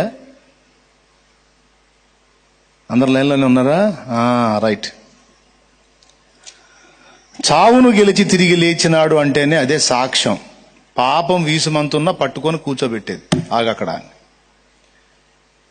ఎంత వెతికినా ఇంత దొరకలేదు కాబట్టి వదిలేసింది. సజీవుడై తిరిగి లేచాడు 3వ నాడు. సామాన్య జీవితం కాదు యేసు జీవించింది, అందరికీ విరుద్ధమైన జీవితం. అందరూ పాపంతో రాజీ పడిపోయారు. చేప నీళ్ళలో బతికినట్టు, అమ్మ బాబాయ్ అందరితో పాటు బతకపోతే మన వల్ల కాదురా బాబా అని బతికేశారు అందరూ. కానీ యేసు ఒక్కడే మనుషులందరికీ భిన్నమైన జీవితం జీవించాడు. ఇది సాధారణ జీవితమా, అసాధారణ జీవితమా? రైట్. ఇప్పుడు మనల్ని కూడా ఎలా బతకమని పిలుస్తున్నాడు? నువ్వు కూడా ఏమని పాడుతున్నావు? యేసులాగే ఉండాలని. ఏంది ఉండేది? ఆశపడుతున్నావు, కోరిక కోరుతున్నావు, మంచిదే. ఉండేదానికి సాధన ఏంటది అంటే ఆయనే చెప్పాడు, నేను జీవించిన జీవితము తండ్రి మూలముగా జీవించాను. ఆ అసాధారణ జీవితం నాకు ఎలా సాధ్యమైందంటే, నీళ్లలో బతికే చేప ఒడ్డును కూడా బతికింది అంటే దానికి నీళ్లలో అందాల్సిన జీవం ఏదో ఒడ్డును కూడా వేరే విధంగా అందింది. అలాగే అందరితో పాటు కలిసి బ్రతకపోయినా నేను జీవించి ఉండటానికి, అందరికంటే భిన్నంగా బ్రతకడానికి తండ్రి యొద్ద నుండి నాకు సంప్రాప్తమైన అసాధారణ జీవం. దాన్ని బట్టే నేను అందరికీ భిన్నంగా బ్రతికాను. సో నా బిడ్డలైన మీరు కూడా అలాగ బ్రతకాలంటే నేను నా తండ్రి మూలమున జీవించిన ప్రకారం నన్ను తినువాడు నా మూలముగా బ్రతుకుతాడన్నాడు. ఏంటిది? ఆయన తినే ప్రక్రియ ఏంటిది? ప్రభు వల్ల. ఆయన శరీర రక్తాలు తీసుకున్నవాడు ఆయన మూలంగా బ్రతుకుతాడు. ఎన్నైనా ఇప్పటికి 5 లేక 6. ప్రైజ్ ద లార్డ్, హల్లెలూయా. ఇట్లాగా ప్రభు వల్ల కార్యక్రమం అనేది ఎందుకు మేజర్గా హైలైట్ చేశారంటే, మనకు కావాల్సిన సకల సంగతులు దాని చుట్టే ఉన్నాయి. అందుకే వాళ్ళు దాన్ని హైలైట్ చేశారు. దిద్దుబాటు అక్కడే ఉంది, పశ్చాత్తాపం అక్కడే ఉంది. ఆయన ప్రేమను గుర్తు చేసుకుని, ఆయన సిలువను జ్ఞాపకం చేసుకునే అద్భుతమైన ఘట్టము అక్కడే ఉంది. సిలువను మర్చిపోతేనేగా విలువ లేని బతుకు బతికేది మనం. సిలువ మన గుండెల్లో గుర్తున్నంత వరకు విలువ కలిగిన జీవితం జీవిస్తాం. సిలువను మర్చిపోయినాడు విలువలేని క్రియలు చేస్తాం, విలువలేని బ్రతుకు బ్రతుకుతాం. ఆ సిలువని ఎప్పటికప్పుడు నీ గుర్తు చేసేది ప్రభు వల్ల. దేవునికి మహిమ. కాబట్టి అలాగే ఒకవేళ బుద్ధిహీనమైన క్రియలు చేస్తే రేపు అక్కడి తీర్పులో నిలబడకుండా అక్కడ తప్పించుకోవడానికి ఇక్కడే ప్రభు చేత శిక్ష పొందే అవకాశం ఉంది.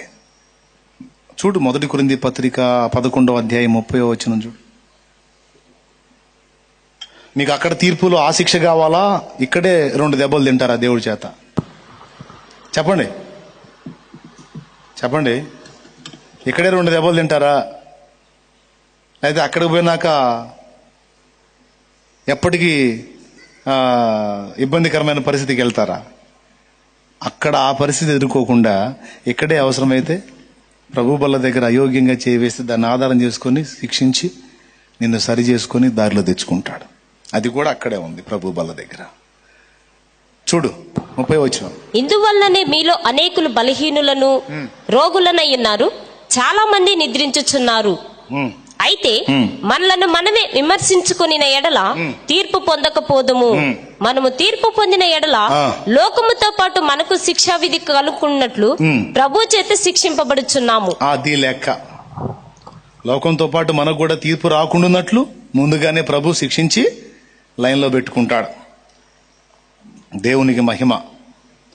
జనమంతా పడి తంతే బాగుంటుందా, లేకపోతే ఒక్కసారి ఇంట్లో నాందంతే బాగుంటుందా? పెద్దగా చెప్పండి మీరు. బయట రోడ్డు మీద అందరూ పట్టుకొని తల తన్నది అంతే బాగుంటుందా, లేకపోతే ఇంట్లో నాన్న సైలెంట్గా తలుపు ప్లేస్ ఒకటి అంతే బాగుంటుందా? యేసయ్య మనల్ని అలా దగ్గర తీసుకొని తంతాడు, ఆనందంగా తన్నించుకోవాలా. తేడా పడితే వదిలేశాడు అనుకో, బయట జనం తంతారు.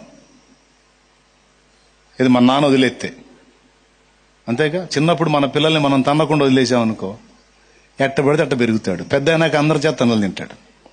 అందుకని వాడు తన్నులు తినకుండా ఉన్నట్లు ముందుగానే తన్ని లైన్లో పెట్టామనుకో, పెద్ద అయిన తర్వాత ఎవరి చేత తన్నులు తినే అవసరం ఉండదు వాడికి. కాబట్టి ప్రభువు చేత శిక్షింపబడుచున్నాము అన్నాడు, తీర్పులోనికి రాకుండాన్నట్లు.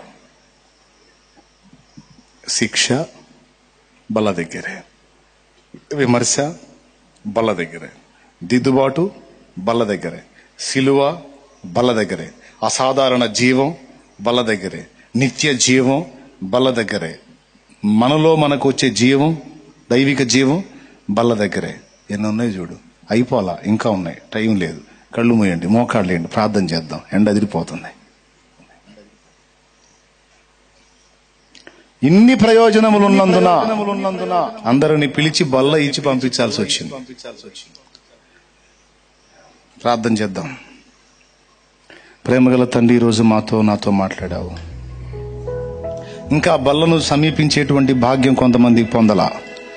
ఎందుకంటే అసలు బాప్తీసమే పొందలా కొంతమంది, మారు మనసే పొందలా కొంతమంది. మారు మనసు పొందలేదు, బాప్తీసం పొందలేదు. ఈ 2 లేనప్పుడు ప్రభు బల్ల లేదు. కొంతమంది కలలు కంటున్నారు, బాప్తీసం పొందకపోయినా పరలోకం పోతాలే అని. తెలియని వాడికి అవకాశం ఉంది, కానీ అన్నీ తెలిసిన నీకు ఛాన్స్ ఉండదు. గవర్నమెంట్ ఆజ్ఞ రిలీజ్ చేయకముందు 500 నోట్లు, 1000 రూపాయల నోట్లు పాతవి చెల్లినాయి. ఆజ్ఞ ఒక్కసారి రిలీజ్ అయిన తర్వాత అవి మొత్తం చితుకైతాలు అయిపోయాయి.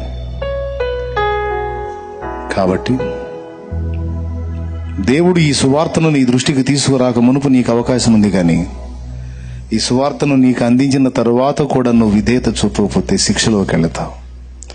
అందుకే ఇంకా మారు మనసు పొందని వాళ్ళు మారు మనసు, రక్షణ పొందని వాళ్ళు రక్షణ పొందని, ప్రభు వాళ్ళకు దూరమైన వాళ్ళు తిరిగి సరి చేసుకొని, తప్పులు దిద్దుకొని తిరిగి ఆయన పాదాల చెంతకొచ్చి బల్లను సమీపించండి.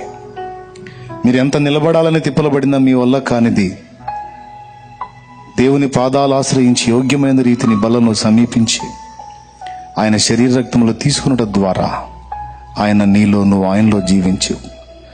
ఆ జీవితం ద్వారా ఆత్మ ఫలం నీలో ఫలిస్తుంది. ప్రయోజనకరమైన పాత్రగా ఉంటావు. దేవుడిచ్చిన అవకాశం వినియోగించుకో. ప్రభు బల్లకు దూరం కావద్దు. ప్రార్థన చేద్దాం.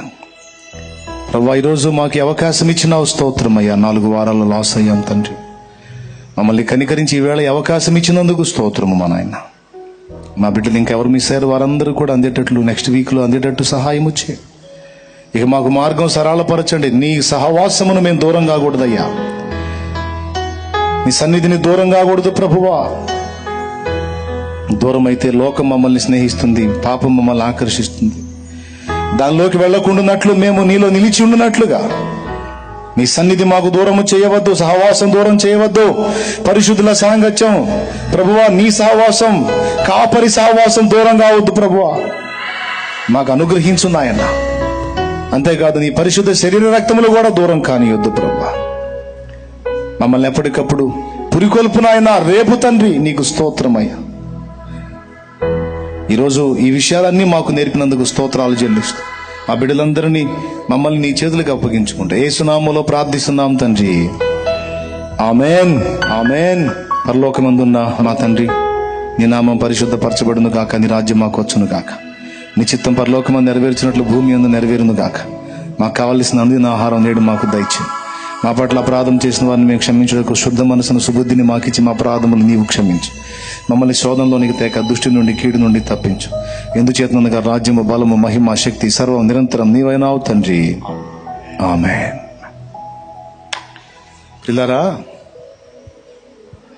దేవుని యొక్క అసాధారణ జీవం మనలో ప్రవేశించి మనం ప్రత్యేక జీవితాన్ని కలిగి ఉండడానికి మనం చేయవలసిందల్లా ఆయనకు తలుపులు తెరవటమే. ఆయన శరీర రక్తాలను లోపల రానియటమే కాదు, ఆయన వాక్యాన్ని లోపలికి రానియాలి. ఆయన సన్నిధిని మనతో కలిగి ఉండాలి. ఆయన పరిశుద్ధులతో సాహచర్యం మనకు ఉండాలి. మీకు తెలుసులే, అందుకే ఎప్పుడా ఎప్పుడా ఎప్పుడా అని తప్పిస్తా ఉన్నారు. అందుకే మీ హృదయం ఆక్రందిస్తుంది ఆయన సన్నిధి కోసం. ఎందుకంటే లేకపోతే బ్రతకలేం కదా, తేడా పడతాం కదా. అర్థమైంది నాకు. అర్థం కాని వాళ్ళకి అర్థమైద్దని చెప్పా. ఒకవేళ మీకు అర్థమైతే సన్నిధిని కోల్పోయిన మిగిలిన వాళ్ళతో మీరు సహవసించి వారిని కాపాడండి. వారు దిగజారిపోకుండా వారిని బలపరచండి, పురికొల్పండి, హెచ్చరించండి, దేవుని కొరకు రేపండి. దేవుడు మనందరికీ సహాయం చేయనుగాక. ఆమేన్. ఆశీర్వాదంతో ముగించుకుందామా.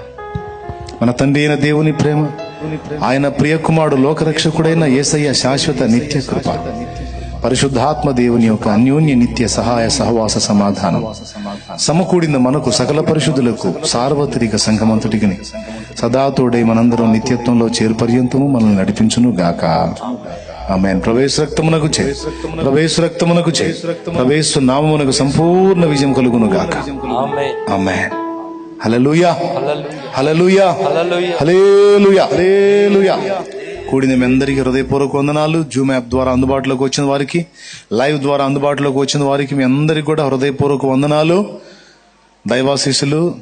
దేవుని చిత్తం అయితే రేపు 10వ తారీఖుతో ఈ కర్ఫ్యూ, ఈ 144 సెక్షన్స్ ఇవన్నీ ఎత్తేసి దేవుడు మనకి అనుకూలమైన వాతావరణం ఇవ్వాలని ప్రార్థన చేయండి. తప్పకుండా దేవుడు కార్యం చేస్తాడు. ఒకవేళ పొడిగిస్తే నెక్స్ట్ స్టెప్ ఎలా తీసుకోవాలనేది నేను తర్వాత తెలియజేస్తా. నాకు సహకరించి చెప్పినట్లుగా ప్రభు బల తీసుకొని చక్కగా వెళ్ళినటువంటి మీ అందరికి కూడా వందనాలు, చాలా చాలా వందనాలు. సో బలలో చేశారు కనుక మీకు కూడా ఆనందం, నాకు కూడా ఆనందం, సంతోషం. మనం ముగించుకుందాం. సెలవు. అందరికీ వందనాలు. త్వరగా బయలుదేరి వెళ్ళిపోదాం. ఫుడ్ లేదు, అందుకని ఫుడ్ లేదు, ఫుడ్ ఏర్పాటు చేయలేదు. సో సహకరించండి. కొద్దిగా ఈ హడావుడి తగ్గినాక ఫుడ్ ఏర్పాటు చూద్దాం. రైట్. అందరికీ వందనాలు. దైవాశీస్సులు. ఎక్కువగా ప్రార్థన. మీలో ఆధ్యాత్మిక జీవం ఉందో, మృత స్థితిలోకి వెళ్ళారో చూసుకోండి. ఒకవేళ బాప్తీసం పొందగోరిన వారైతే అక్కడ వాటర్ ఉంది, అక్కడికి వెళ్ళి నిలబడండి. వస్తాను నేను. సిద్ధపడ్డ వాళ్ళు వచ్చేసేయండి. అటు రక్షణకు ఆయత్తపడి వచ్చిన వాళ్ళు అటు వచ్చేసేయండి. వచ్చేస్తున్నాను నేను. చూసుకోండి. మీ కన్నీటి ప్రార్థనా జీవితం, పరిశుద్ధ జీవితం, ఆత్మీయ జీవితం, రోషం కలిగిన దేవుని సాహచర్యం, వాక్య ధ్యానం, ఆత్మల కొరకైన భారం, మీ భక్తి ఏమైంది? ఉందా, ఊడిందా? చూడండి. దేవుని జీవం ఉందా, చల్లారిపోయిందా? ఒక్కసారి పరిశీలించుకోండి, సరి చేసుకోండి, జాగ్రత్త పడండి. దేవుడు మీకు తోడై ఉండును గాక.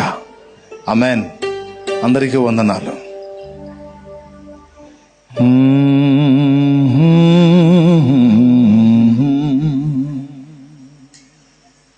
రక్షణకు సిద్ధపడ్డ వాళ్ళని అటు తీసుకెళ్ళి.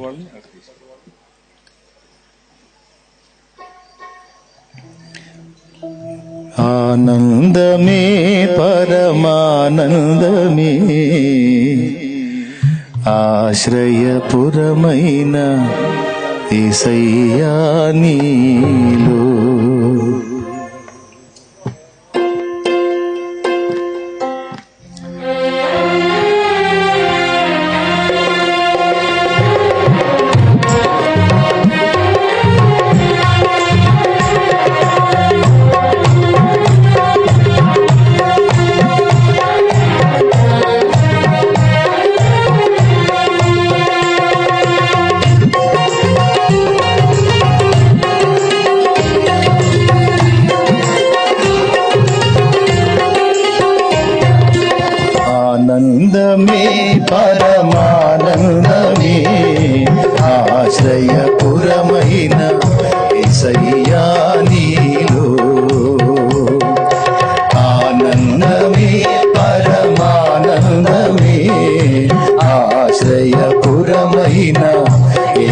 యేసయ్యా నీలో ఆపత్కాలములన్నిటిలో ఆదరించిన అక్షయుడా నీకే స్తోత్రము. ఆపత్కాలములన్నిటిలో ఆదరించిన అక్షయుడా నీకే స్తోత్రము. ఆనందమే పరమానందమే ఆశ్రయపురమైన యేసయ్యా నీలో.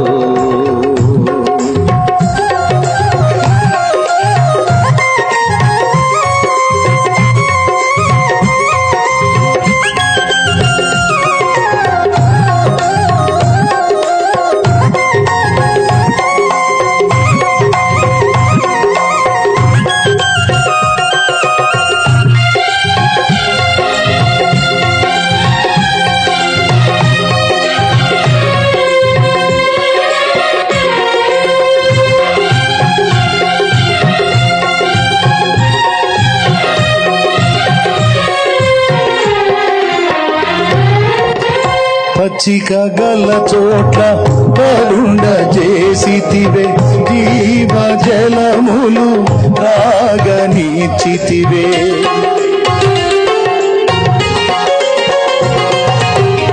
పచ్చిక గల చోట్ల పరుండ చేసితివే, జీవ జలములు రాగనిచ్చితివే. నా ప్రాణమునకు సేద తీర్చితివే, నీతియు శాంతియు నాకీచితివే. నా ప్రాణమునకు సేద తీర్చితివే, నీతియు శాంతియు నాకీచితివే. ఆనందమే పరమానందమే ఆశ్రయపురమైన యేసయ్యా నీలో.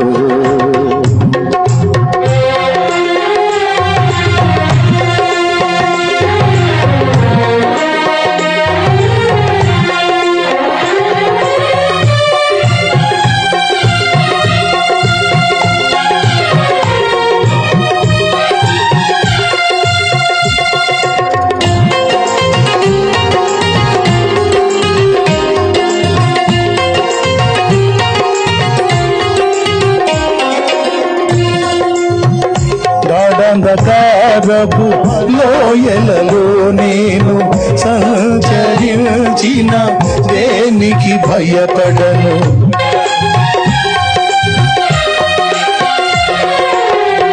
గాఢంధకారపు లోయలలో నేను సంచరించిన దేనికి భయపడను.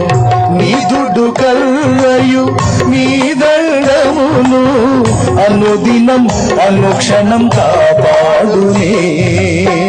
నీ దుడ్డు కర్రయు నీ దండమును అనుదినం అనుక్షణం కాపాడునే. ఆనందమే పరమానందమే ఆశ్రయపురమైన యేసయ్యా నీలో.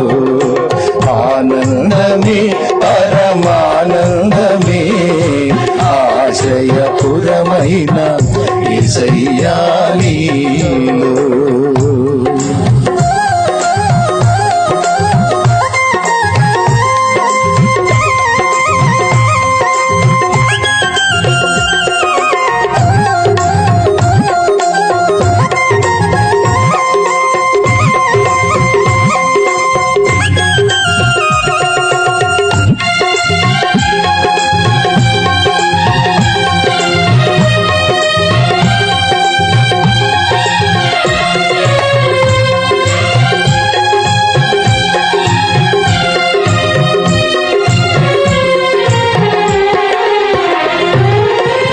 నా శత్రువుల ఎదుటే నీవు నాకు విందును సిద్ధము చేశావు.